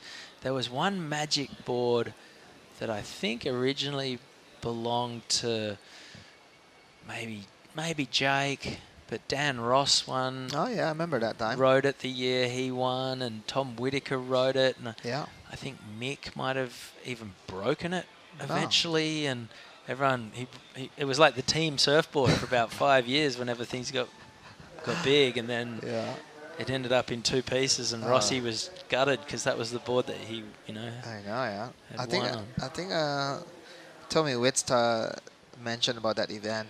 It was that big. They have to move it like is it to the right of the main break? Just a little bit south. There's a wave called Southside. Yeah, that's the one. Yeah, even though it's still big, I heard. Yeah, it gets huge. Margs is just raw. You know, the power there. You know, like every time there's a big swell coming from Margaret's coming to Bali, you're like, there's a big swell. You know, you wait 3 days later, like it's downgraded. So yeah, it's, you know, Margaret's is a benchmark for all of us in Indo. How big is the wave coming into our direction? Yeah, it's funny. The last couple of years that I've been living back in West Oz, anytime there's a swell, I'll get texts from guys in Bali like, hey, long time no speak, what's going on? I'm like, oh, hey, how you doing? And then all of a sudden it's like, so what's happening with this swell? I know. That's all they need from you, Binzi. Yeah. And you're like, oh, it's pretty west. Like it might not have that much impact up in Bali. Or like it's not hitting Nalu. That's you know, yeah, this one's big and south. Like it'll see you guys in 2 days. No, I don't know. Like I think Western Australia have a really good you know, where like wave forecasting, and that's what we've been using. But sometimes they dies off in the middle of the ocean on the way to Bali or on the way to Indo, and you sometimes just, you know, have to downgrade yourself from expecting an 8-footers into like 5-footers. You know? Yeah. All right, 14 minutes to run in the last heat of the day, and it's 9 Natakorn Silu who's in the lead with a 2.8 and a 2.5. Second place, Du Nua Ya he needs a 2.13 for the lead, and here he goes. This is a good-looking wave. He's got a bit of speed. He's flying down the line, vertical on his first turn. Can he find the open face again? What do you reckon? Should have gone for another turn there, maybe. I would say just tap it, you know, because the judges they like a complete kind of a riding, you know. If it's a one turn, the judge is gonna just like, maybe that's a 2.8 or 3.2, but if you put another tap, that could be a 3.5 to 4. Yeah. So this turn was great. Vertical, through plenty of spray. Just there, probably could have gone a little foam climb or something. Yeah, but maybe he sees something different. But I would like see what he gonna get for that score. Is it gonna be a? Well, it's 2.67, so pretty See? much exactly Yeah. what you called it. Yeah, Nice. if you tap it, a 3.5 right there. But Enough to put him into the lead. that's true. Either way, he's first right now. Yeah, we're halfway through this heat. 13 minutes to run, and he is in the lead with a 3.17 and a 2.67. 9 Sayu is looking for a 3 for the lead. Liu Yichen needs a 2.54 to get up into second and progress, and Keanu Parrish is chasing a 4.3. Here goes our heat leader once again. Nuo Ya. Just, trying to set up his first turn right here. Boom, right there. That's what happened when your speed and your top turn doesn't link. Your nose just gonna dug in. Yeah, here goes Natakon. Natakon. Great flow. He's going to get the inside track on this Oh. one. Releases the tail. I like that. Yeah, 9 is, I heard he's only like 18 years, I don't know, he's 17 years old or something, and he's a pretty tall kid. Super lanky. He only need a 3.05, and here we go. This is Li Yichen. Nice wave right there. Super cruisy style there from Yichen. Nice top turn. He only needing a 3.8, 3.08. It could be the one. If he can finish one more turn right there, he finished it. It could be up there, Binzi. He could take second right now. Yeah. So this is a pretty evenly fought affair at the moment between first, second and third. Keanu Parrish, we haven't seen much from Keanu so far. Keanu is also a young kid coming from the same crew as Jack Hu. He's just a young kid. Here we go. This is Nuo Ya. That's the one. A bit too late. And a replay from 9 Natakon, surfer from Phuket. No, he's not from Phuket. He's actually from Khao Lak. So young surfer from Khao Lak. Been surfing a lot the beach break there. Khao means island, right? Khao Lak. Probably, but it's not an island though. But like Ko Phi. That's Ko. This is Khao. Oh, okay. Khao Lak, yeah. Carry on. So we'll see. Ooh, did this wave put him in the first place? And he got a 3.5. That's the difference when you finish your wave and not finishing your wave. Yeah. So best wave of the heat. And first, second and third are just exchanging the lead at the moment. Keanu Parrish yet to lock in anything over a 1. 10 minutes remaining. Very entertaining first day. Yeah. You would imagine tomorrow we'll be looking to run round 1 of the women's. And then when we get on to round 2 of the men, we will be seeing some of the bigger names, the internationals who have flown in, especially to try and lock down the 3,000 qualifying series points on offer for the men, 5,000 qualifying series event points up for grabs for the ladies. So that is a massive incentive. 5,000 is a huge total if you're trying to qualify for the Challenger Series. Yeah, if you're out of the top 10 and you win this heat as a like a qualifying in the women division, you qualified. All you need to do is just a win. So Yi Chen currently sitting in the first position, and Natakon is second. So looking good for the Thai contingent here. We have Wasan already qualified into round of 64, and looks like 9 if he can stay second or first. He also gonna follow his countryman Wasan. There's another guy, Party, also surfed on the earlier heat. I'm not sure if he make it or not. So there's also a guy from Thailand. Did he make it? Natawin Poxicle? Yes.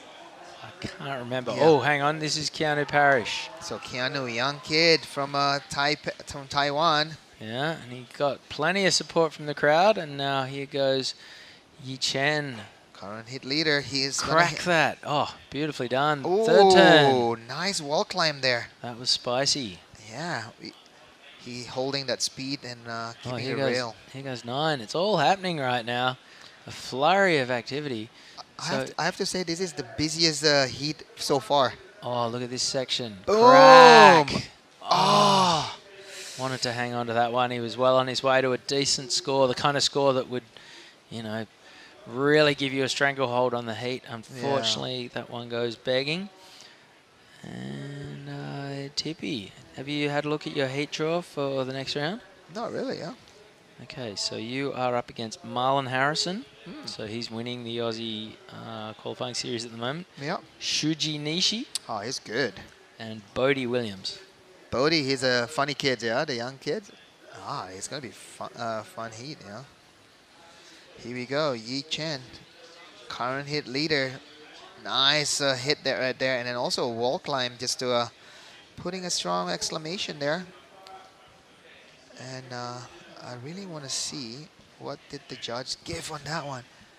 Yeah, so this is Natakon CU. He got a 3.4 for this one. You know it would have been a lot bigger if he'd ridden out of that last section. And here goes Du Nuya.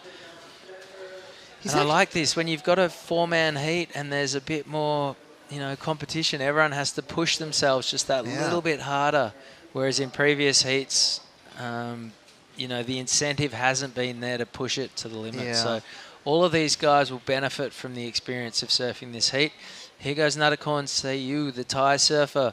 He's just got a great rhythm, releases the tail, got plenty of, you know, that was a big fin throw. Unfortunately, he landed sideways and couldn't come out of it. But 6 minutes 15 to go. Keanu Parrish's last wave goes into his top 2. And, you know, little by little, these guys are building on their 2-wave totals. You know what? Nuya is actually a pretty good surfer. He's always putting like a really good first turn, but just his second turn has never been there. If he could have, like, you know, linking up like 2 turns, he could be lethal. Here we go, Keanu.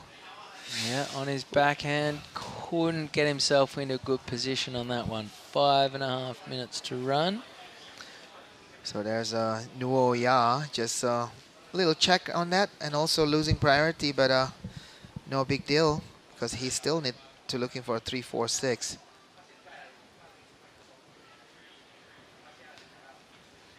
Yeah, this round is a round of I would say back in the days we said this is a trial round for the locals. So next round we will see still a lot of locals surf representation, you know, for the round of 64.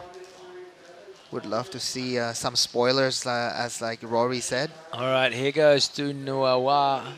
That's again, the one. Just the one turn. Yeah.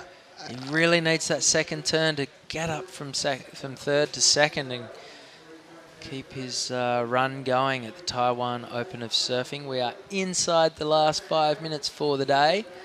And here goes Lin Yi Chen. He's got priority. He's in the lead. Oof. Will the judges strip him of priority? Do they reckon that he... I think he will. I think priority will switch.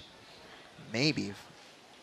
Yeah, he will switch right now. Well, it doesn't matter because he's going to boom tee off on this left. 2 strong turns. He have a nice bottom turn there, Benzi. Yeah, plenty of flair there. Yeah. And 4 minutes to go. Now, here goes Du Nuar.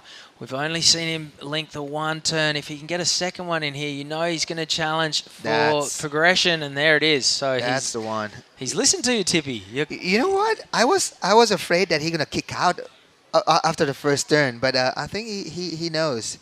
He knows that he need to finish that one. And surprisingly, I'm going to make a call that it will go into his top 2 wave, yeah. Boom, right there. Nice off the lip right there. And right there, you know, 2 turns. That's all you need to do. So we're waiting on scores to come in for Natakon Seiyuu and Du Nuya. He's really busy. Look at him. He's taking 9 wave. Boom, right there. Second place right now. 347, is that right? 397. 397. Yeah, and now here goes Natakorn Siu trying to get himself back into second or first. There's just .03 between Lin Yi Chen in first, Du Nua in second, and Natakorn Siu has a score to come. It's not going to be a big one. But 3 minutes to go. I have to say, Binzi, Natakorn's mistake was that big finishing that he didn't make it. Imagine if he make that last one, it could be like a 4, and he could be sitting in first or second. So yeah, ooh, something's going on right there, Binzi. Yep, Natakorn last wave for the best of the heat, so he's gone into the lead. So again, first, second, and third just keep hot potatoing the lead from. So Nuya with a 3.97 and a 3.17 now is looking for a 3.20. And he have 2 minutes to go. All he need to do is doing what he's doing on his last wave, and it could change the situation. It's pretty even Steven here for first, second, and third. Keanu Parrish is looking for a bigger score right now of 5.30. 1 minute and 40 seconds before you can hit the water, Binzi. Here we go, Nuoya. He need to do something there. Here goes Keanu. You can hear the crowd. They love this little kid. That's all the spectators that were giving a lot of supports to Keanu. That's Rory McDonald there in the middle in the pink shirt. Yeah. He's pretty young, this kid. I'm having a guess he's around 12 years old. Surfing in a QS, that's pretty cool. Yeah. And we saw, I wonder how old Jay Howe was, because he got through in second. So he was also 12. Yeah, I heard he's young. Amazing. So Natakorn, Sawadee Krap, Thailand. We love Thailand. So Natakorn is sitting in first place, and Yi Chen second spot, and Nuoya. If you can hear me, Nuoya, you're only looking for 3.20. Well, of course he can listen to us, because Steve Robo is making the beach call, making sure all the scores are there. Yeah. Well, here goes Lee and Chen, trying to consolidate second place. 20 seconds to go. That was a nice turn, and this wave's running into the bay. So 3 turns, 4 turns, and he is out of there with 10 seconds to go. Can he upgrade his 3.5? That was heartbreaking there from Nuoya. Surfing good, actually. He have everything to, to make this heat. He just... Oh, this is a great wave. I'm not sure if it was before the hooter or not. So, wow, if it is, he has well and truly put himself into the... He was kicking himself right now. Round. If that... And I think it was just too little too late, unfortunately. So Natakorn Siu and Lin Yi Chen hold on. Wow, there was less than 0.3 of a point between first, second, and third. And Tippy Jabrik, that was the end of a very entertaining first day here at the Taiwan Open of Surfing. I know, it gave me a little, like a bit of a tension on my heart right there, to see like first, second, and third, like up and down. It's good to see like that. Yeah, and as we said, plenty of highlights today. The 4-man heats were great. They really made everyone fight for it. Yeah. We saw the difference between that and some of the 2- and 3-man heats. You just had to lay it all on the line and push yourself a little bit more. And all of the surfers who've surfed today will benefit from this experience. I want to see more Taiwanese kicking more ass tomorrow. Hopefully there will be some good story from the local. Taking down some high profile. Yeah. Good for the press release. Yeah, so plenty of Taiwanese surfers through the next round. Couple of surfers from Thailand through to the next round as well.